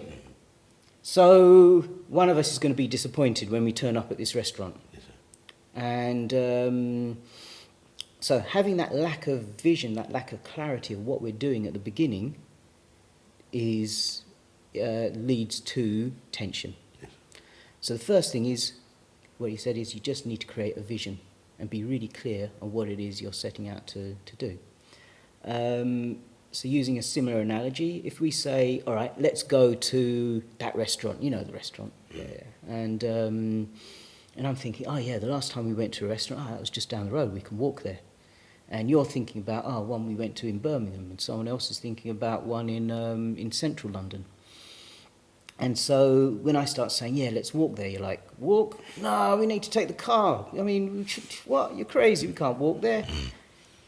So your solution is perfect for where you wanted to end up. My solution is perfect from where I wanted to end up. I'm thinking we're going to go to this place. You're thinking you're going to go to another place. So we're all right. All of us have got the right solution, but to a different problem, because we haven't identified what the actual problem is that we're trying to solve. We haven't been clear. So the first thing is to get that clarity of a vision of what we want to achieve together. And now every single decision we make from here on in is, does this help us to get to that place or not? That's all he told me. Bang. Got it. And then the rest is just processes of how you establish that. Yeah. How do you get that clarity? How do you... Yeah. And then how do you execute it and stuff Exactly. like that, yeah. Okay, I'm with you.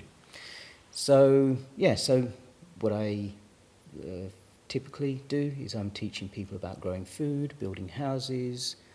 We look at economic structures, how to earn a good livelihood.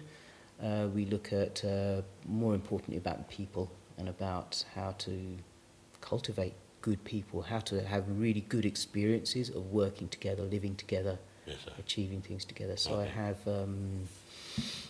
all of my students come to, are put into if they choose to, they're part of a community, Roots and Permaculture community. So, back in the 90s, I started a project in the reggae world. I created it was even before Yahoo groups existed. I can't remember what the list was, but I started this community called Roots and Permaculture, Roots and Culture, Yeah. which is where these T-shirts and Yes, sir. things came from. And we started a little radio station. This is back on dial-up, when people, before even ADSL came in. So, just to share, so I basically wrote to all the people I knew who were into reggae. And then I wrote to, any vinyl I had which had an email address or something. I just wrote to everybody to say, hey, let's come together, let's do something together, let's make this a community. And this is where I met some of the most amazing, beautiful people. But I set a really clear intention. I said, this is a friendly reggae community. Because in those days, all these bulletin boards and the forums were full of people with vile, just bile and just really, just having a go at each other for what? And I said, no, this is a friendly reggae community. And anyone who wants to behave like that, we'll invite you to leave. Yes, sir. We'll invite you to think about what you're doing. And if you really want to be vicious, then we'll suggest you do that somewhere else, but not with this. And it really created the most amazing, and I'm still in touch with many people from that. Good. And that's like 20-something, Nice. 25 years ago. And people still remember that really fondly. And so Roots and Permaculture, Roots and Culture was my thing back then. And we had this Roots and Culture radio station. And but now, getting into permaculture, now I've just rebranded it. Yeah, So it's now Roots and Permaculture, Let's touch on, you said, let's talk about the illusion of democracy. Let's do it. Okay. Let's talk about it. Okay. So, actually, I'll be honest, I don't know the exact year. I can maybe look that up. But Greece was going through an economic turmoil where obviously the rich were getting richer, the poor were getting poorer, and they were, starting to rebel. When are we talking about? What kind of period are we talking about? I know you don't know the exact year. Yeah, I don't want to say because I might get it wildly wrong, but I can look it up. I can correct that. We're talking ancient Greece. Yeah. And also, I'm not one that stores certain facts in my head. Oh, mate. Certain things are really important for me to keep in my mind. Certain things, I don't need that. Yeah. I just need to know the essence of it, Yes. and that helps me to work with it. That's cool. And so that's what I'll keep. And you know, I don't remember birthdays, I don't remember certain things, but I can tell you Allium triquetrum, I can tell you Arctium lapa, I can tell you Beta vulgaris, I can tell you, you know, Yes, sir. Rumex acetosa. Certain things. Yeah, man. Yeah. I'm with you. So, so they asked all the thinkers of the time, all right, how can we deal with this? What is it we can do to you know, to rebalance this? And but ultimately, we need to make sure that the rich remain rich, but that we pacify the poor. So different people came up with different solutions, and yeah, eventually, none of them really seemed to be right. And then they asked one particular person whose name was in my head a second ago and is now gone. Okay, it'll come back to me. But they asked this another big thinker. They said, right, how can we create this illusion? How do we balance? What do you think? And basically said, right, there's three things that need to happen. First of all, you need to we need to create fear in people. If you want to control people, the first thing you need to do is put fear into them. The best way to create fear is irrational fear, you know, so a fear that isn't real. Yeah. Religion. So the first thing you need to do is create a state religion that makes people feel inferior, that makes people feel, you know, out of control, and that, you know, that someone else, a priest, is going to actually be able to somehow alleviate this fear. As long as you do what I tell you to do, yeah, irrational fear. So first thing, state religion. Then he said the next thing we need to do is create an economic system that gives people the illusion that they can rise and fall. And if you look at it, you know, there is quite a bandwidth, you know. Some people can really make very good money. Yeah. But actually they're, in the grander scheme of things, they're actually not the real rich. Yeah. The real rich are not the Bill Gates of the world. No. The real rich, you don't even know their names. And now we're treading on conspiracy theory kind of region, but I know from certain people how that works because they have had to work with some of these people. So they've met them and they know who they are. But I don't want to go into that because it starts to get scary. And so, yeah, so you've got this ability within the economic system to rise and fall, you know, but it still isn't the real super rich. It isn't the real rich because the real rich don't use money. No, of course. That's a commodity for us, the ordinary folk. So, and then he said, then the next thing is to give people the illusion that they have a say in their day-to-day life, you know, in politics. And so this is where democracy then came from, was to set up a system where certain people are given the power to put our actions, our ideas into action. And we're every 4 years or whatever, we're given this opportunity to somehow influence that and change it. But really, who do we really have a choice between? You don't have a choice, do you? They're much of a muchness. It's just a hint it's of much this of or a hint of that. a muchness, and anything that is really diverse from the other, it doesn't get done anyway. Marginal, yeah. And they, you know, everyone will make their lies. They'll tell you, yeah, vote for me, and I'll do this and I'll do that, and no, so never.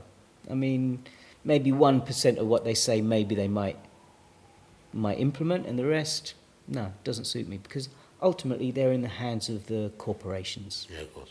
The corporations run everything, and you know, and with things like TIP and, you know, other world agreements and things, you know, that their power is getting stronger and stronger and stronger.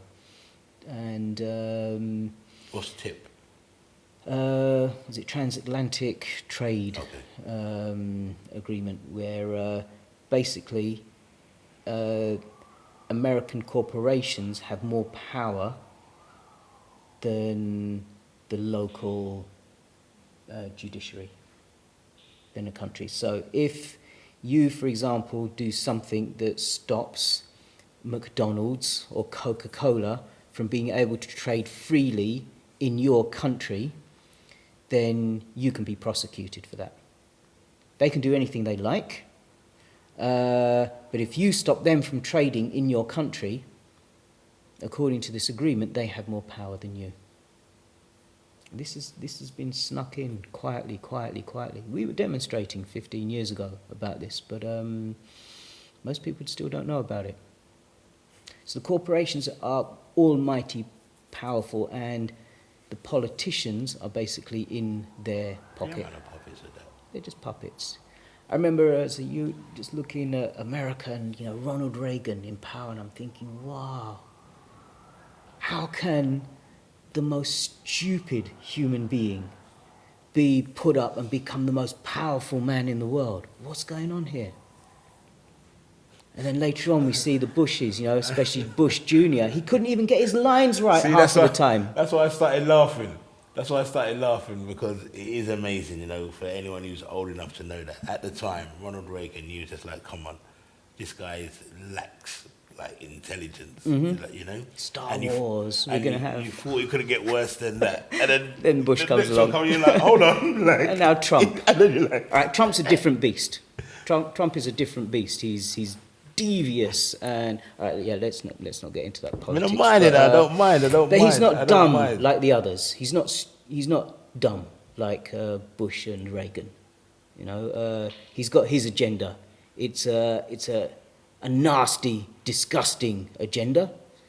I think that's but the he's difference. not stupid. I think that is the difference. If we're going to talk about it for a moment, that is the difference between him and those others that you mentioned.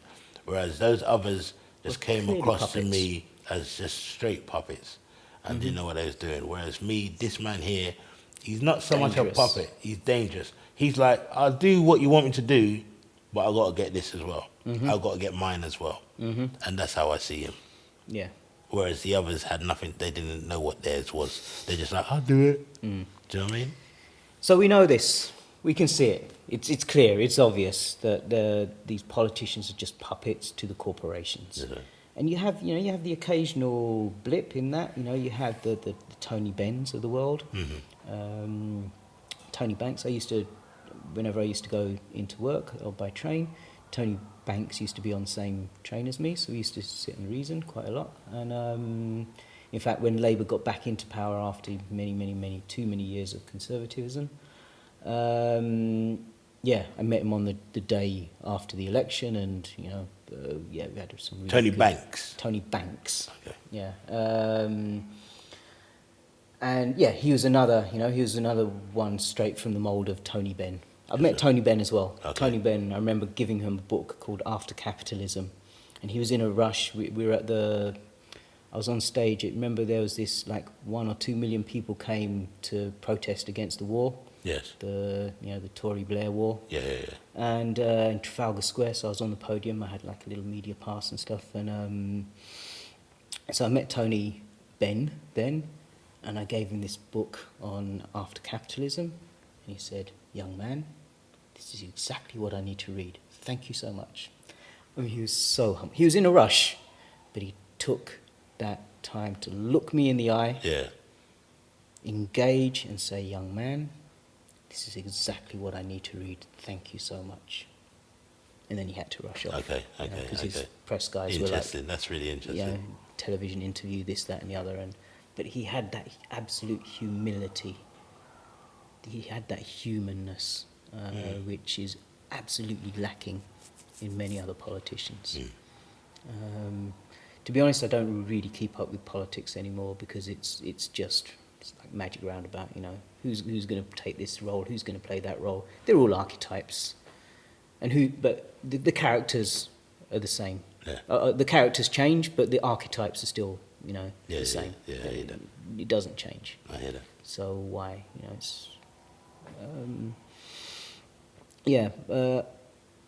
I mean, back in the day, you know, the 80s, 90s, I was protesting about everything. I was on the streets getting mashed up by the police and just shouting and screaming and telling the world how wrong it was, because I could see. And I think this is why I rejected school, because I could see certain things about the world and how beautiful it could be. And then I saw how so many things in the world were just going completely against that. Going against the grain, you're just like, huh? Like, and in a way, this is how I got into reggae, because, you know, in those days in the 70s, you could only hear music on radio or television, and it's just pop, and it's, you know, and none of this is resonating to me. You know, I'm there fighting skinheads every day, and you know, being stopped by the police at the age of 12, saying, "Where are you going to? You know, what are you doing?" I'm 12 years old. where do you think? I've got a school uniform on. I'm walking in the same direction as 1,000 other kids. Mr. fucking detective, where do you fucking think I'm going? We got like, stopped once. You know? Yeah, I got to tell you this story now. You made me think of this story. I was going to say we got stopped, but we wasn't walking anyway, because we were standing at a bus stop. Mm-hmm. It's about 1 in the morning, 2 in the morning. We just come from a friend's house playing music, smoking, blah, blah, blah. Mm-hmm. Standing at the bus stop. CID pulls up. One of them was walking. CID pulls up. Don't move. I'm not moving, mate. I'm not moving, mate. I'm not moving till the bus comes. What do you want? Like, oh, well, what are you doing here? So I'm like, bus, stop.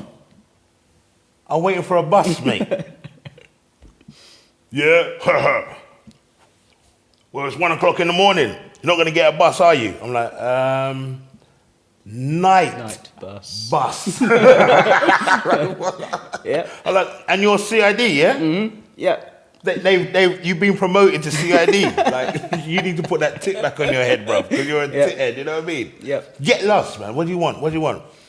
Oh, we had reports of a burglary. I'm like, bro, bounce, man. I'm not interested in you. Get lost. Honestly, you're wasting my time. You're wasting my time, and you're just going to get me angry, and then you're going to arrest me because I'm angry. Exactly. Because I'm going to tell you something, or we're going to start struggling, you know what I mean? I'm like, just get lost, man. Exactly. But yeah, that's how it was, you know. Those were the sort of things, you know. And in most cases, when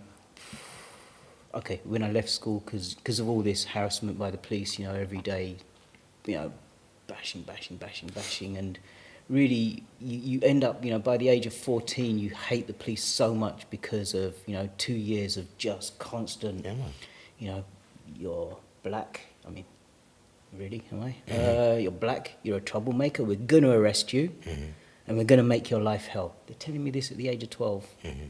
So of course you hate them. And of course you end up in trouble. Of course you end up stealing and this, that, and the other. And yeah, of course you start doing things to aggravate them because they're now your enemy. Your enemy, you know? And to a certain extent, because I was not academic, but I was very smart. I was very, very, very sharp. And every time I got arrested was for something I didn't do. It was them trying to plant something on me. But everything I did do, I never got caught for. So I thought I was smart. Because I was outwitting them every time. Yeah. And they kept trying a little thing, trying this, trying that, and nothing stuck. So, but then one day I woke up and said, well, who's the smart one? Me or them? I'm doing exactly what they want. I'm behaving in exactly the way that they have been conditioning me to behave from the age of 12. Exactly. So who's smart here? Yeah, exactly. But and that's my point. You know, you end up doing stuff to aggravate them because they've made themselves the enemy, and then you end up doing stuff that they can then arrest you for. Exactly. I mean, that was a blatant tactic. They just stop you over nonsense, and you get angry because it's nonsense, and then next thing they got something to arrest you for because they're in your face, and you're like, push them off. Oh, we got you, just a sort of police officer. So I think maybe 17, 18, I kind of came to this conclusion that actually the role of the police is actually to create work for themselves. Yes, sir. Is to actually create tension, you know. So imagine a world where Nobody steals. Nobody has fights. Nobody... How do the lawyers make an earning? How do the insurance companies make a livelihood? How do all the richness that there is in this world, you know, apart from mining, this, that, and the other, but all the kind of artificially created jobs, it all comes out of crime, conditioning, fear, and all these things. So it's completely... I was 17 years old and I worked this out. The system needs to put fear, the system needs crime. The system needs poverty in order for it to keep going. Yes, sir. And so who are they going to bamboozle into fulfilling that role? Yes, who are the easy targets? Yes, the ethnic minorities. Mm-hmm. We're seeing it now with all these refugees, you know, and so we knew that system. And I remember really clearly when you know, USSR collapsed and perestroika and all that, I was thinking, right, okay, because that was enemy number one. I don't know, you're similar age, yeah? You remember all the news, in the news it was always about, oh, the Russians, they've got their finger on the button. They've got their finger on the button. Like, we need to be ready. You need to be ready. So they're coming. If you hear the siren, put a blanket over a table and go and hide under the table, and putting all this fear into you. Yeah, man. Yeah, and then all of a sudden, you know, I kind of realised, so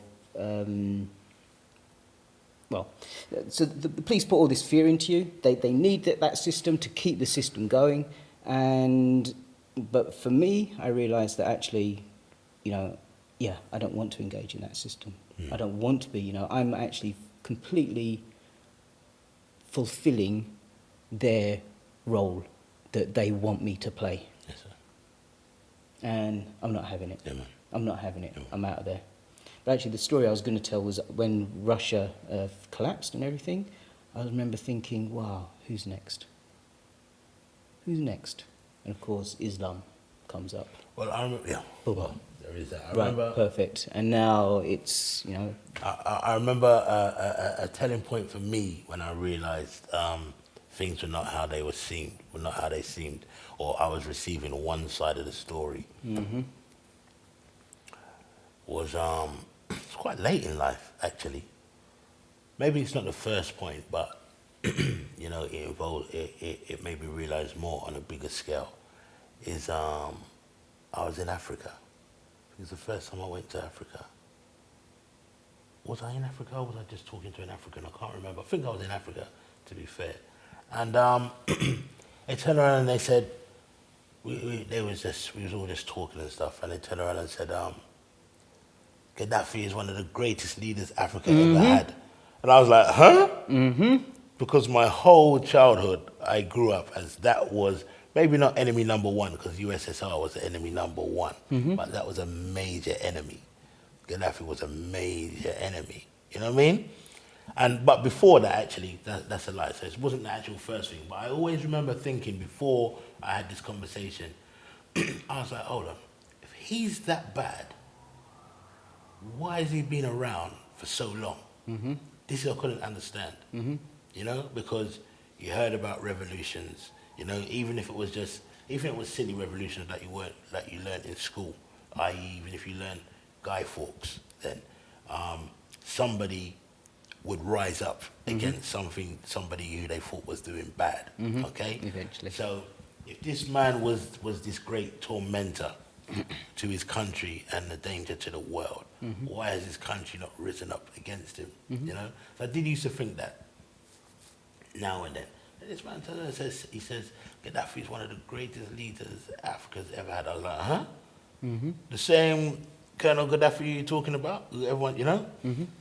And then we got into it, and he's saying stuff about, you know, once you become married, you got a home, you know, and and you would get money to help you start your family, and there was hardly any this, and there was none of that, and the people got this, and rare got that, and I'm like, what the hell is going on here?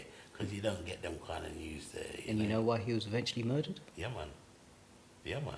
What do you believe? I believe it's because he then really started to pursue the agenda of a united Africa and an Exactly. African currency. And an African he wanted, currency. And he wanted a currency that was actually based on riches. That was Africa's actually, riches. It was actually based on commodities. It was Exactly. actually based on this. It was based on gold. Not on it was services. Based, not Yep. on services, not on paper. Exactly. And he was putting it together. And Libya was the country that most Africans wanted to go to. They didn't want to come to Europe. They wanted to go to Libya because it doesn't matter what color you are. If you're African, this is your home. Yes, sir. You can come, you can work here. We'll take care of you. And it was becoming this magnet for Africans. And basically he was he was creating a really strong, rich economy and a model for all other African nations, and he had to be stopped. Yeah, and I know that he also I know that he turned around to the West mainly. I mean, when you say West, you're talking to America, really. Britain, to a and certain anyone who extent, follows yeah. runs behind America's coattails. But I know that he said to America, he said, "Listen, I will sell you oil, but what's this dollars crap? We don't use US dollars over here. Pay me in gold, you can buy all the oil you want. But I don't want this paper that you're giving me here. What's this?" And so for me, from then, you got to go, mate. Respect, yeah. Well, and unfortunately he didn't have a strong enough, or he maybe thought he had a strong enough regime around him, built enough friends, which clearly did, to protect him from America. But no, America is so evil. It is so underhanded. Just have to look at what's... And also, the brainwashing goes deep, you know. Even no matter where you live, that brainwashing, that psychology of you assuming that they are the all, they are the superpower. So the fear factor will come into an individual. Saddam Hussein, another similar story. I remember really clearly when a news article or a news footage of him sitting with an American envoy. It was a woman. I think she had a red or a pink dress on or something. I can picture it. Big chairs, really grand scene. And where he's saying, look, they're digging tunnels and digging them in such a way that they're now taking oil from my land. This is our oil that they're digging up. And basically said, well, basically he asked America permission to go and defend their oil reserves. And very clearly she said, yeah, you're totally within your rights to protect your space. So he invaded to stop that from happening. Boom, war. Enemy number one. Later on, I ended up working as a computer consultant for a particular company for 3 months. And this particular company were a major construction company. They had a contract to rebuild Kuwait 5 years before the war.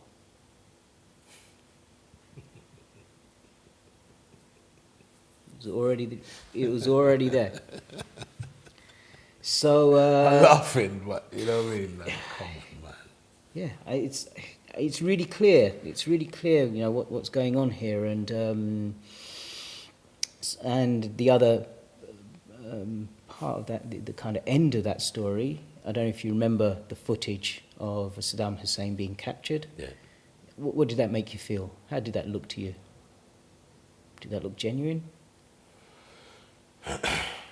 Well, you know what? There's not a lot that looks genuine to me. I doubt most things that I see. Exactly. When it comes on that ilk, really, I doubt most things that I see. When I saw it, I saw just this pathetic man, looking really pathetic with a pistol and a gun in his hand. Yeah, and it looked really weak. Like, yeah, and it's like, and that doesn't American look like, yeah, army. that doesn't look like the man, that does not look like a man, much less this person that was strong enough to do this and strong enough to do that and strong, you know? I think it was in 2002, there was a big World Social Forum in India. Yeah. So 100,000 people from all over the world. who all came. Remember, this is kind of before internet really kicked off, and we could connect with each other in different ways. So the social forums was really the way that activists could actually meet each other and say, look, we're doing this activism, you're doing that activism, they're doing that. Why don't we work together rather than competing? And so this was the place, and 100,000 people from all over the world. And because of my roots and culture radio, I had my radio badge and so I had a media pass. And I went into a particular media meeting, and there was maybe at least 500 people from different medias from all over the globe, all in this. And they're talking about various things, and eventually Saddam Hussein's capture came up. Every single journalist in that room that expressed an opinion knew the truth behind how he was captured. Not one of them reported it. And so when I asked them, I stood up and said, well, if you say that you are free press, you say you are here to give people the truth, the news, and every single one of you is lying, how do you sleep at night? How do you sleep knowing that you're just actually a puppet, just pretending to give the truth, but actually completely being manipulated? How do you sleep? I mean, sorry, but you're a hypocrite. You're a dangerous person, probably more dangerous than the people who are doing these things, because you're justifying what they're doing. Covering the tracks as well. And and they're like, whoa, who is this person? Like, wow, and I said, no, how do you sleep at night? How do you sleep at night knowing that you're perpetuating this lie throughout the world? And eventually the kind of answers that people started giving, and more or less all of them said, well, look, this is our livelihood. This is what feeds our children. This is what gets my children to go to school and feeds the family. Now, if we go with an article that goes against the grain of what the editor wants, the editor's just going to scrap it. They're going to say, right, rewrite this part, rewrite that part. And if I keep doing that too often, he's going to say, well, you know what, I don't think you fit in here. I'll find someone else to do this job. So he said, most people were saying, well, the only thing we can do is to put enough of a slant on it so that, hopefully, a little bit, but not, so that it gets past the editor. But I said, but it's still a lie. It's still a lie. And I don't care what justification, you're still lying. So, the truth is the Kurds captured him. The Kurds captured him, and then the Americans made a deal with the Kurds, said, right, lose all of that footage, and we'll reshoot it as if the Americans captured him. And that's why it looks fake, because it is completely fake. It's completely made up. And so this is the media that we're faced with, is that the media is just full of lies. So you have to learn how to discern, not just in politics, but in everything. In everything. So quite often, there's so many kind of YouTube permaculturists out there now who are looking at YouTube, seeing some technique of how to build a raised bed or how to do this or how to do that. And we understand that, and maybe they even try it. But and sometimes it works, often it doesn't work. But we know what permaculture is. Because they confuse, because the end product of a permaculture design, of seeing a system, understanding your needs, understanding other people's needs, understanding nature's needs, and then co-creating, constructing this amazing, beautiful design of how we can bring about this richness for everybody and everything. The end result of that is actually to implement some kind of a technique. But that technique is absolutely specifically unique to that place, to your needs, to the place's needs, to the sun aspect, to the type of soil, to the... It's unique. But people see a technique and just think, I can just employ this technique anywhere. So people mistake that, and that's what they often think of permaculture, is just food growing techniques. So they say, oh, look, my raised bed, It's my permaculture raised bed. Well, that's not permaculture, because where does it get its water from? Does the water come automatically? Where do the nutrients come from? How do the nutrients recycle naturally? So that you don't ever have to make compost, it just creates the nutrients on its own. Yeah. Where is that coming from? And so, all right, if you're having to buy compost or make your own compost and bring it in, I'm sorry, it's not permaculture. Permaculture. It's not permaculture. Oh, we was talking earlier, you know, with the peppermint, you know, and then you had the tea bag, didn't you? Where's that tea bag? Remember we was going to do that thing with the tea bag there. That's the crest. Where's the peppermint gone? There we go. There we go. So, what is this? That, my friend, is a free mint pucker tea bag. Organic, Organic, cool. peppermint, spearmint, and field mint tea to refresh and soothe digestion. That's exactly what that is. And what's it? What do you do with it? I'll make a cup of tea with it. Cup of tea, and you drink, and you feel And nice. you drink it, and I feel good. Yeah. And I feel better because it says organic on the packet. So, how much energy did it take to make that? Physical energy to actually construct that. Imagine it came in probably a box with another 20, 30 of these. 30, you know. Yeah. Okay, so energy that was used to make it. All right, let's see. So then, someone's got to pick it, Grow it. the growing of it. And you think it's just a little person in his back garden growing this? Nah, and I seriously doubt if it was growing wild. I would have thought it's grown on some form of orchard. Some kind of big scale. Kind of big Yep. scale, mass growing, mass feeding. So it's probably fed. Well, they're saying it's organic. Oh, you know what is But organic? there's certain chemicals that you can use within Within organic an that's organic legitimate. guide, within Yeah. an organic guideline. So it's grown. The effort that was taken in to grow it, then the picking of it, the processing of it, the bagging of it. So just to grow it, probably they need to be watering it, Yeah. adding nutrients perhaps Yeah. sometimes, Yeah. because you know every time, if you think about it, if you plant, imagine you've got some soil, and it's full of nutrients. You plant a carrot in there. As the carrot's growing, where are the nutrients going to? Into the carrot. Into the carrot. What do you then do when the carrot's ready? You take it out Now where's the in nutrients? your hand. And then what do you do with it? Yeah. And then where does it come out? In the toilet. In the toilet. And where does that go to? Not back into the earth. It's back into the sea or somewhere, Yeah. or to a sewage plant or something. Yeah. And so where's the nutrients? There's nutrients lost in. It's lost. It's out of your system. So what if you do this again and again and again in the soil? There's going to be no nutrients left in the soil. Yeah. So probably if they're growing it at this kind of scale, the more it takes out of the system, Put back. yeah.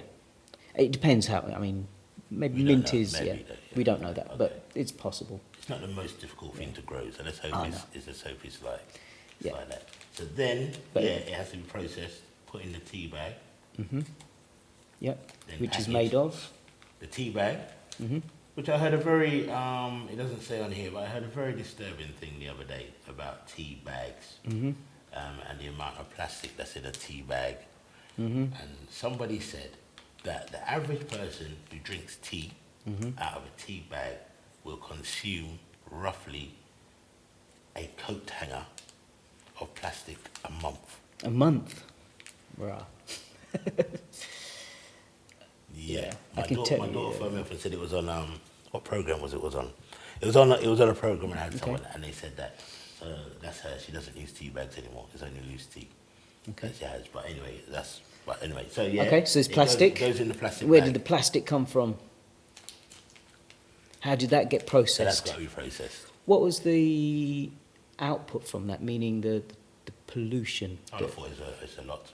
'Cause I'm sure that's a factory that's making lots and lots of Yeah. tea bags. They're probably having to heat it to break the polymers and do this and do that to, Yeah, to turn it into something. I'm sure the process uses a lot of energy. So Like you lot. say, it's going to be heated, melted, formed. There's a lot of process, cooled. All of these things take energy. So I'm sure all of that's got to be done. Then it's got to be put in this packet, Yeah, which is which made of. feels rather plasticky. Okay. So maybe a mixture of paper and plastic of some sort. Which is basically what it feels. It's then put into a box Made of cardboard. made of cardboard, which is then wrapped in a plastic film. Yeah. Yeah. More plastic. Which is then put into a wholesale Crate, carton. So yeah. there might be 10, 20 of those packets, which Yeah. is then wrapped in plastic Again. and cardboard. Yeah. And then it's Where did the paper come from? probably from some lovely rainforest that's been chopped down to Yeah. make paper. A tree or something of some like sort beautiful somewhere. tree that was growing Yeah, somewhere, that was giving life, that was oxygenating, that was cleaning. Yeah. doing what it's meant to do ecologically, Yep. and got chopped down to make some paper. Mhm. So we've seen this crate now, 20 year. Am I all right Yeah. so far? Yeah. There's a million other things we could think of. The ink that it took to print, and the computers that it took to actually make the designs. Okay, And yeah. I didn't mean, even think about all of that. there's All right, and then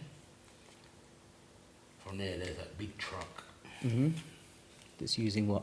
That's- Solar power to drive. That's using fuel. Yeah, diesel. Well, the truck was loaded up by forklifts, you know, which is using the same, might be using gas, but however, it's powered by Yeah. something, and then it's put in this big truck that's driven it to Who knows wherever how far around the world and whatever. where that mint Yeah, even 'cause came where, from. Where does the mint come from? Doesn't even say really. 100% organically grown. But where? Somewhere in the world. And when and how long ago exactly? So yeah, so When is a very good question, Father Kris. When is a very good question. Because that's a time process, isn't it? You're talking about the time. but you know. see where we're going with this. Yeah, definitely. We could probably talk for hours. All right, what about this? Well, Well, I know that this has come from your My garden. garden, and I know that you said that you hardly ever go to the garden. You hadn't been there for a few years, and you've gone there. You cut back some bramble the other day because it's you. I'm assuming you didn't use a petrol diesel cutting device to trim back the bramble. Oh, the bramble, yeah. Yeah, Okay. you know what I mean? Machete or a bill hook machete actually. or something Yeah. like that. Yeah. So, and then you found this growing, basically, and you picked it, and then you're gonna go and put it in a cup of tea. Yep. So, from an environmental perspective, now this is growing in an environment where you've got so much other things growing, so much habitat for animals. In fact, about 12 years ago when I dug the garden, I was going to make some ponds in another place, and I dug a hole, but a fox moved in. Okay. The fox is still there. Really? Yeah, the fox is still there.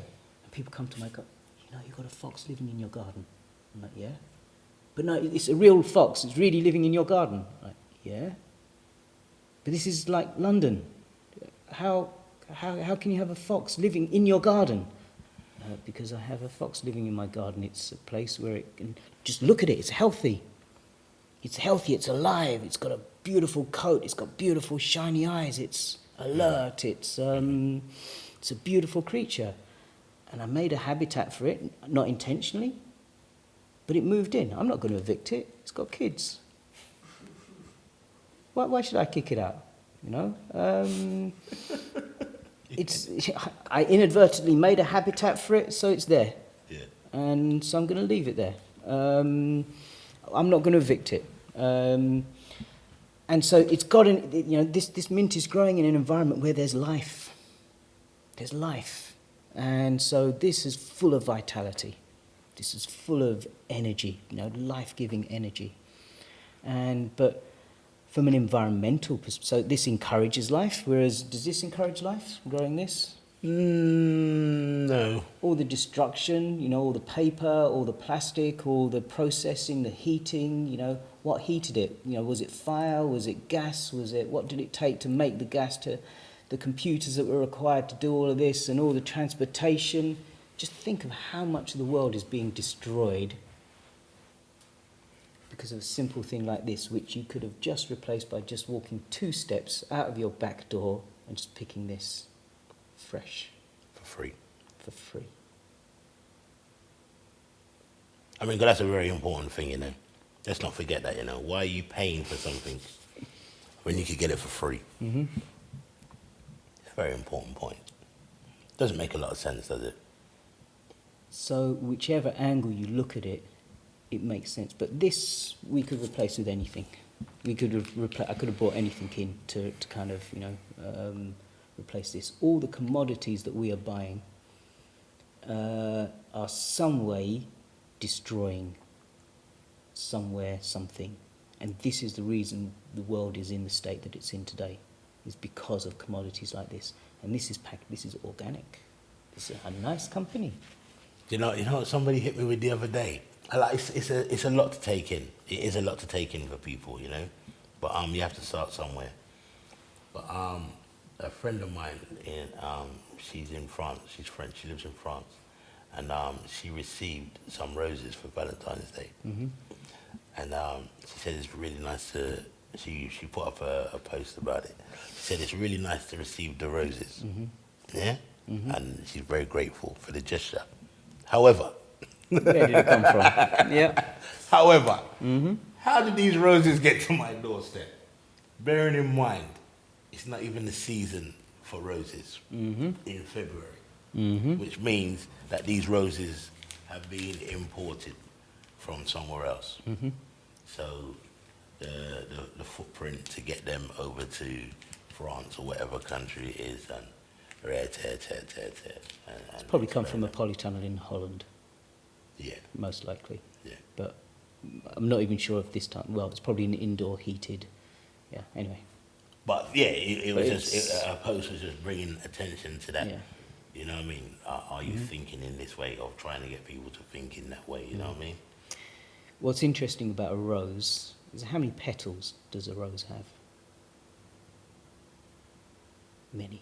Yeah, many. I was trying to come up with a figure, but Yes. What? Whereas anyone who studies botany will know everything. What's unique about the rose family and all the plants that are in the Rosaceae family is they only have 5 petals.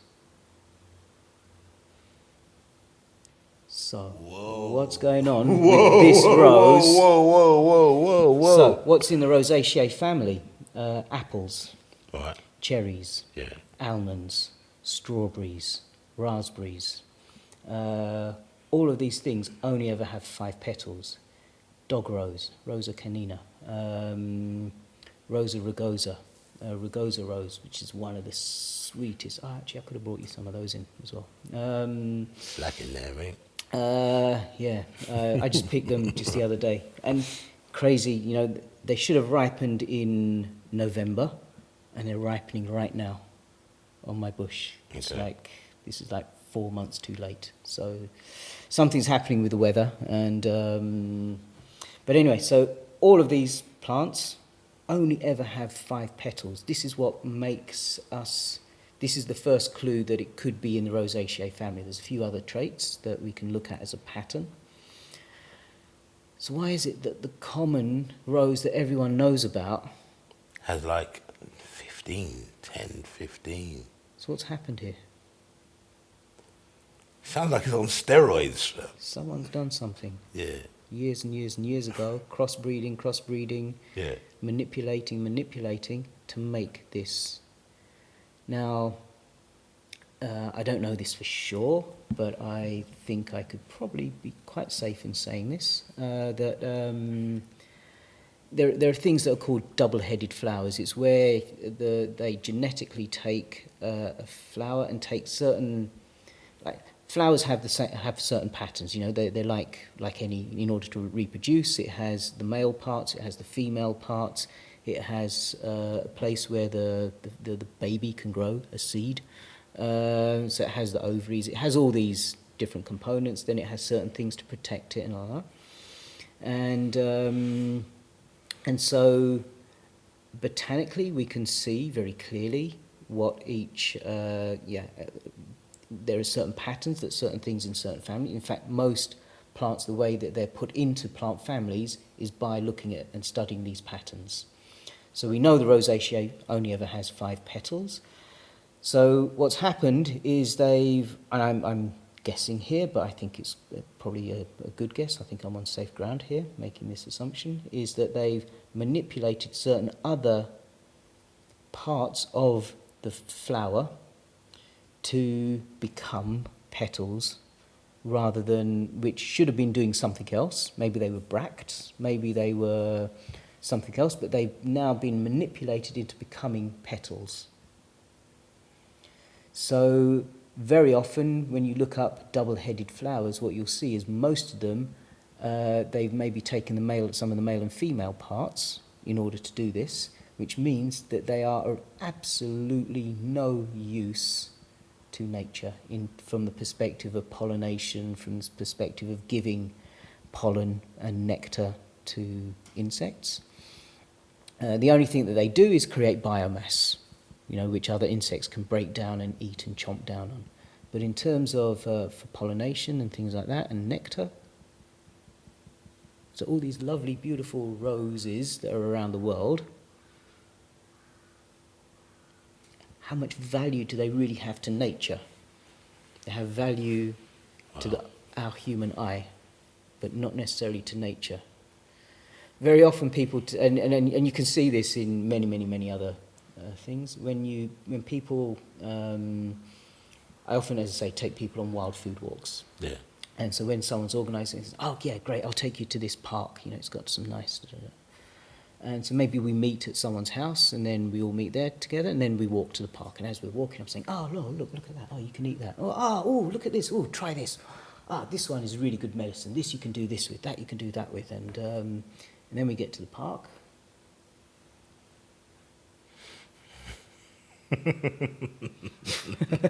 It's sterile. It's sterile. Okay, parks nowadays are starting to get this a little bit, and they are starting to have like wild edges and wild zones as well now, which is great, fantastic, well done. More of it, thank you very much.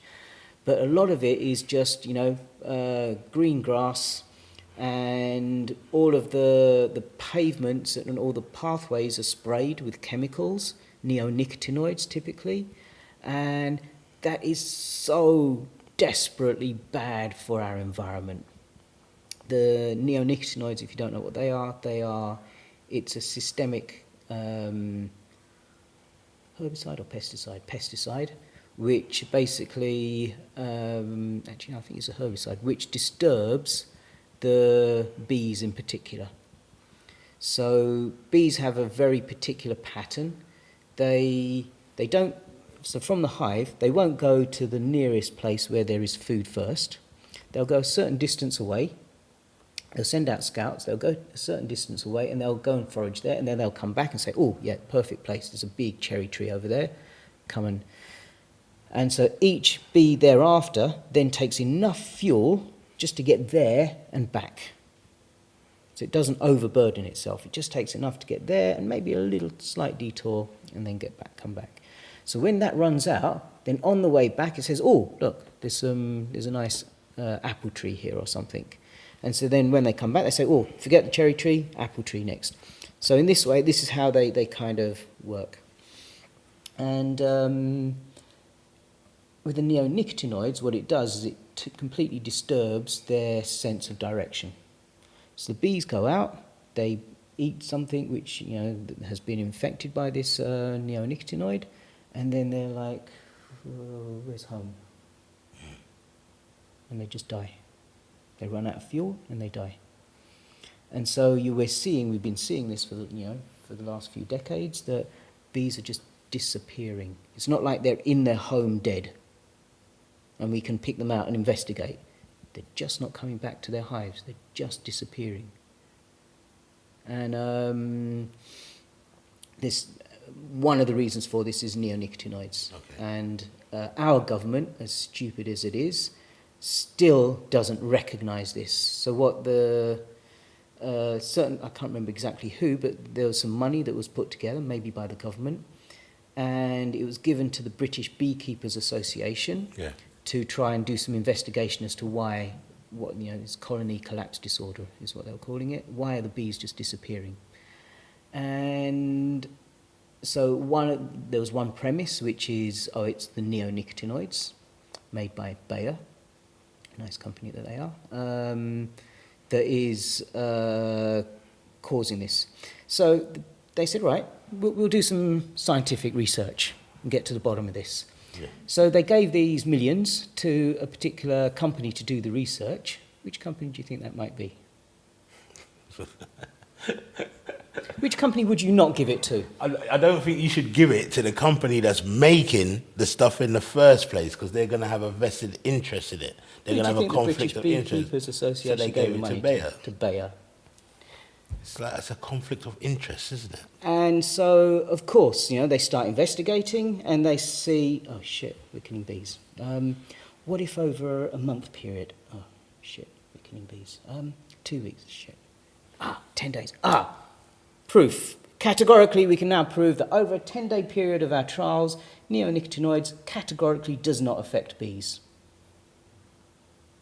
And this is the science that the British government still holds firm to in not banning neonicotinoids. So our parks are still being sprayed with this. There's various other places where so agriculture's using it, the parks are using it. You can even get it to a certain extent, for stopping weeds from growing in the cracks of your front, your driveway and stuff like that. So, and because it's systemic, it means that it doesn't get washed away from rain. So it stays in the plant. So it's going to be there for as long as the plant is there, kind of thing. And then the next set of genes can also, the next seed can also then, to a certain extent, hold on to it. And so these kind of things, it's disastrous. It's disastrous, and but what can we do? So, going back to one point, I was, most of my life, I was spending time talking about how I'm against Shell, I'm against British Petroleum, I'm against the British government for this, for that, for the other, and I was saying, the whole world was wrong, because I could see how beautiful this world could be. Yeah. But then one day I woke up and said, right, if they're wrong, what's actually right? I'm telling them that they're wrong, but what am I doing that's right? What am I actually doing that's bringing something good into this world, other than shouting and screaming and, getting beaten by the police to make my point? Yeah. So, so that's where doing something different came in, and that's where I started to. Yeah. And I was then looking for stuff. I didn't know what to do. In the end, I started studying massage. I started studying different things all right, what can I at least give to human beings? Something, and then I got into homeopathy. That's probably the best question we could ask is, like, what am I doing? It's all very well telling a big corporate that they're doing this wrong. Are you really going to change that change the way that corporate acts or behaves? You can with your buying power. Well, so that's what I was going to lead on. But this needs to be done collectively. Well, yeah, but it still has to start with you, and you spread that message and try and get other people to join it. But what can you do? And that is, like, think about this. Maybe not the convenience of this. You know what I mean? Yep. You know what I mean? Maybe, yeah. Well, exactly. Maybe we think it's a convenience. Maybe we've been tricked into a convenience where really it's just habit, more than anything else. But brother, I mean, we could carry on with this. There's so much more to that. What then happens to the paper and the plastic afterwards? How does it pollute? And of course, the chair is we could go on forever. Maybe we have to do another one, Yeah, I could feel there's loads of information to do still. Still got loads more food down here. Did you really? Come on, man, but quickly then, car. What's going on? What you got there? So that's dried burdock. That's the dried burdock. I remember you saying You can that, yeah. pick this at any time of the year, but the best time is in kind of between October and spring. But if you pick it and you want to use it, you can just dry it, and it is so tasty. It's easy to get the seeds for this? Seeds, yeah. You go to any gardener, they'll have tons of it and they'll beg you to take it away. They'll beg you to be digging it up. Oh, so you could even, like, literally go to a farm or something like that and just say to them, Have you got burdock. any burdock root that you're getting rid of that you don't want? Yeah. And it's something that you can replant.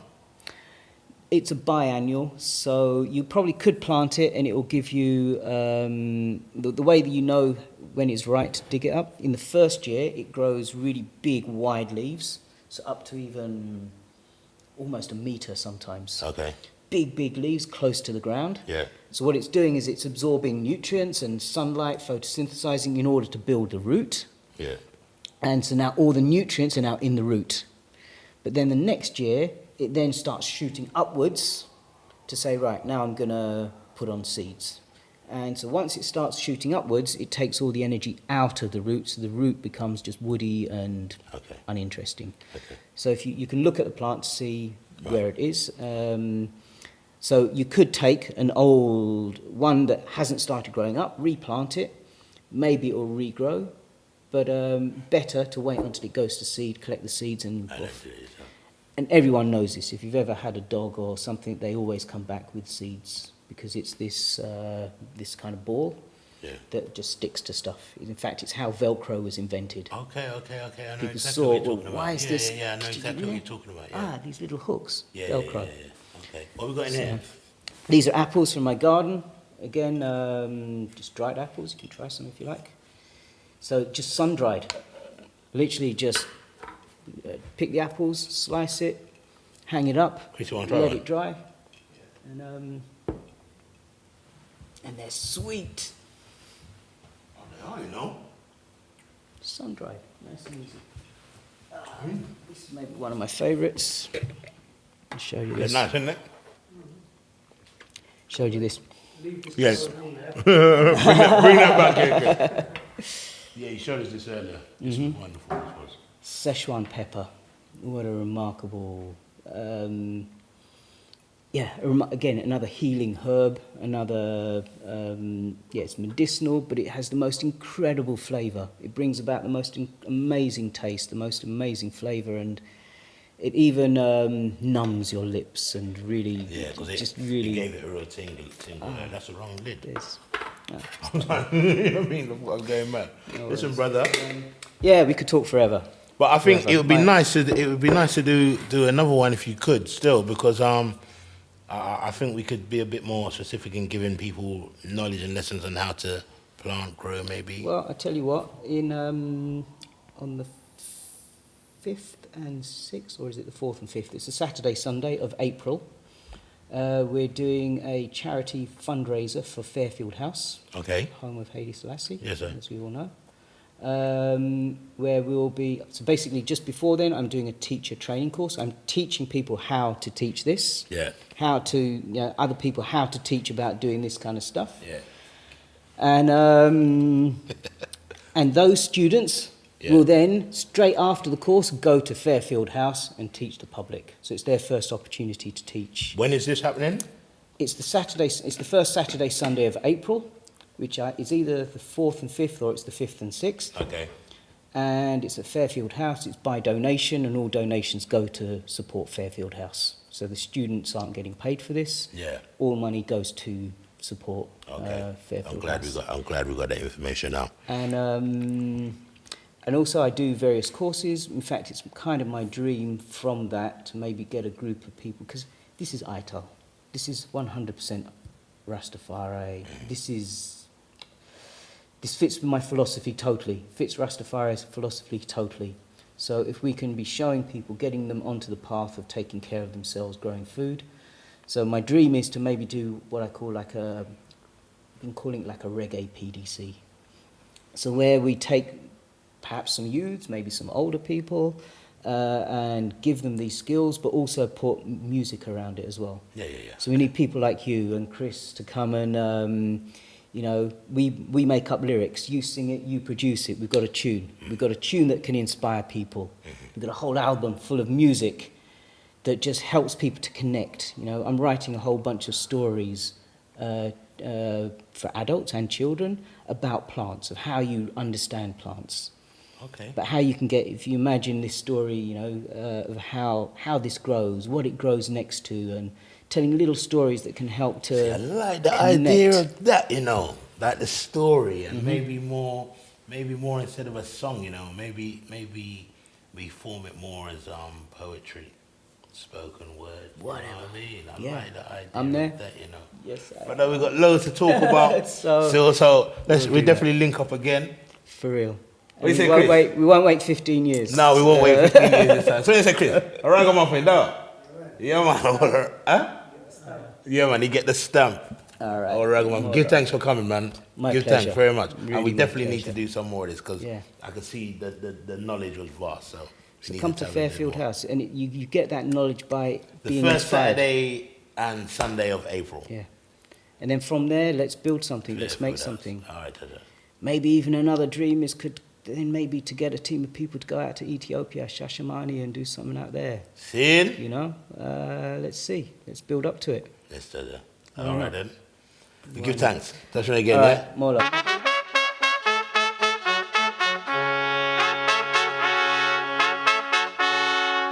Old Raggamuffin.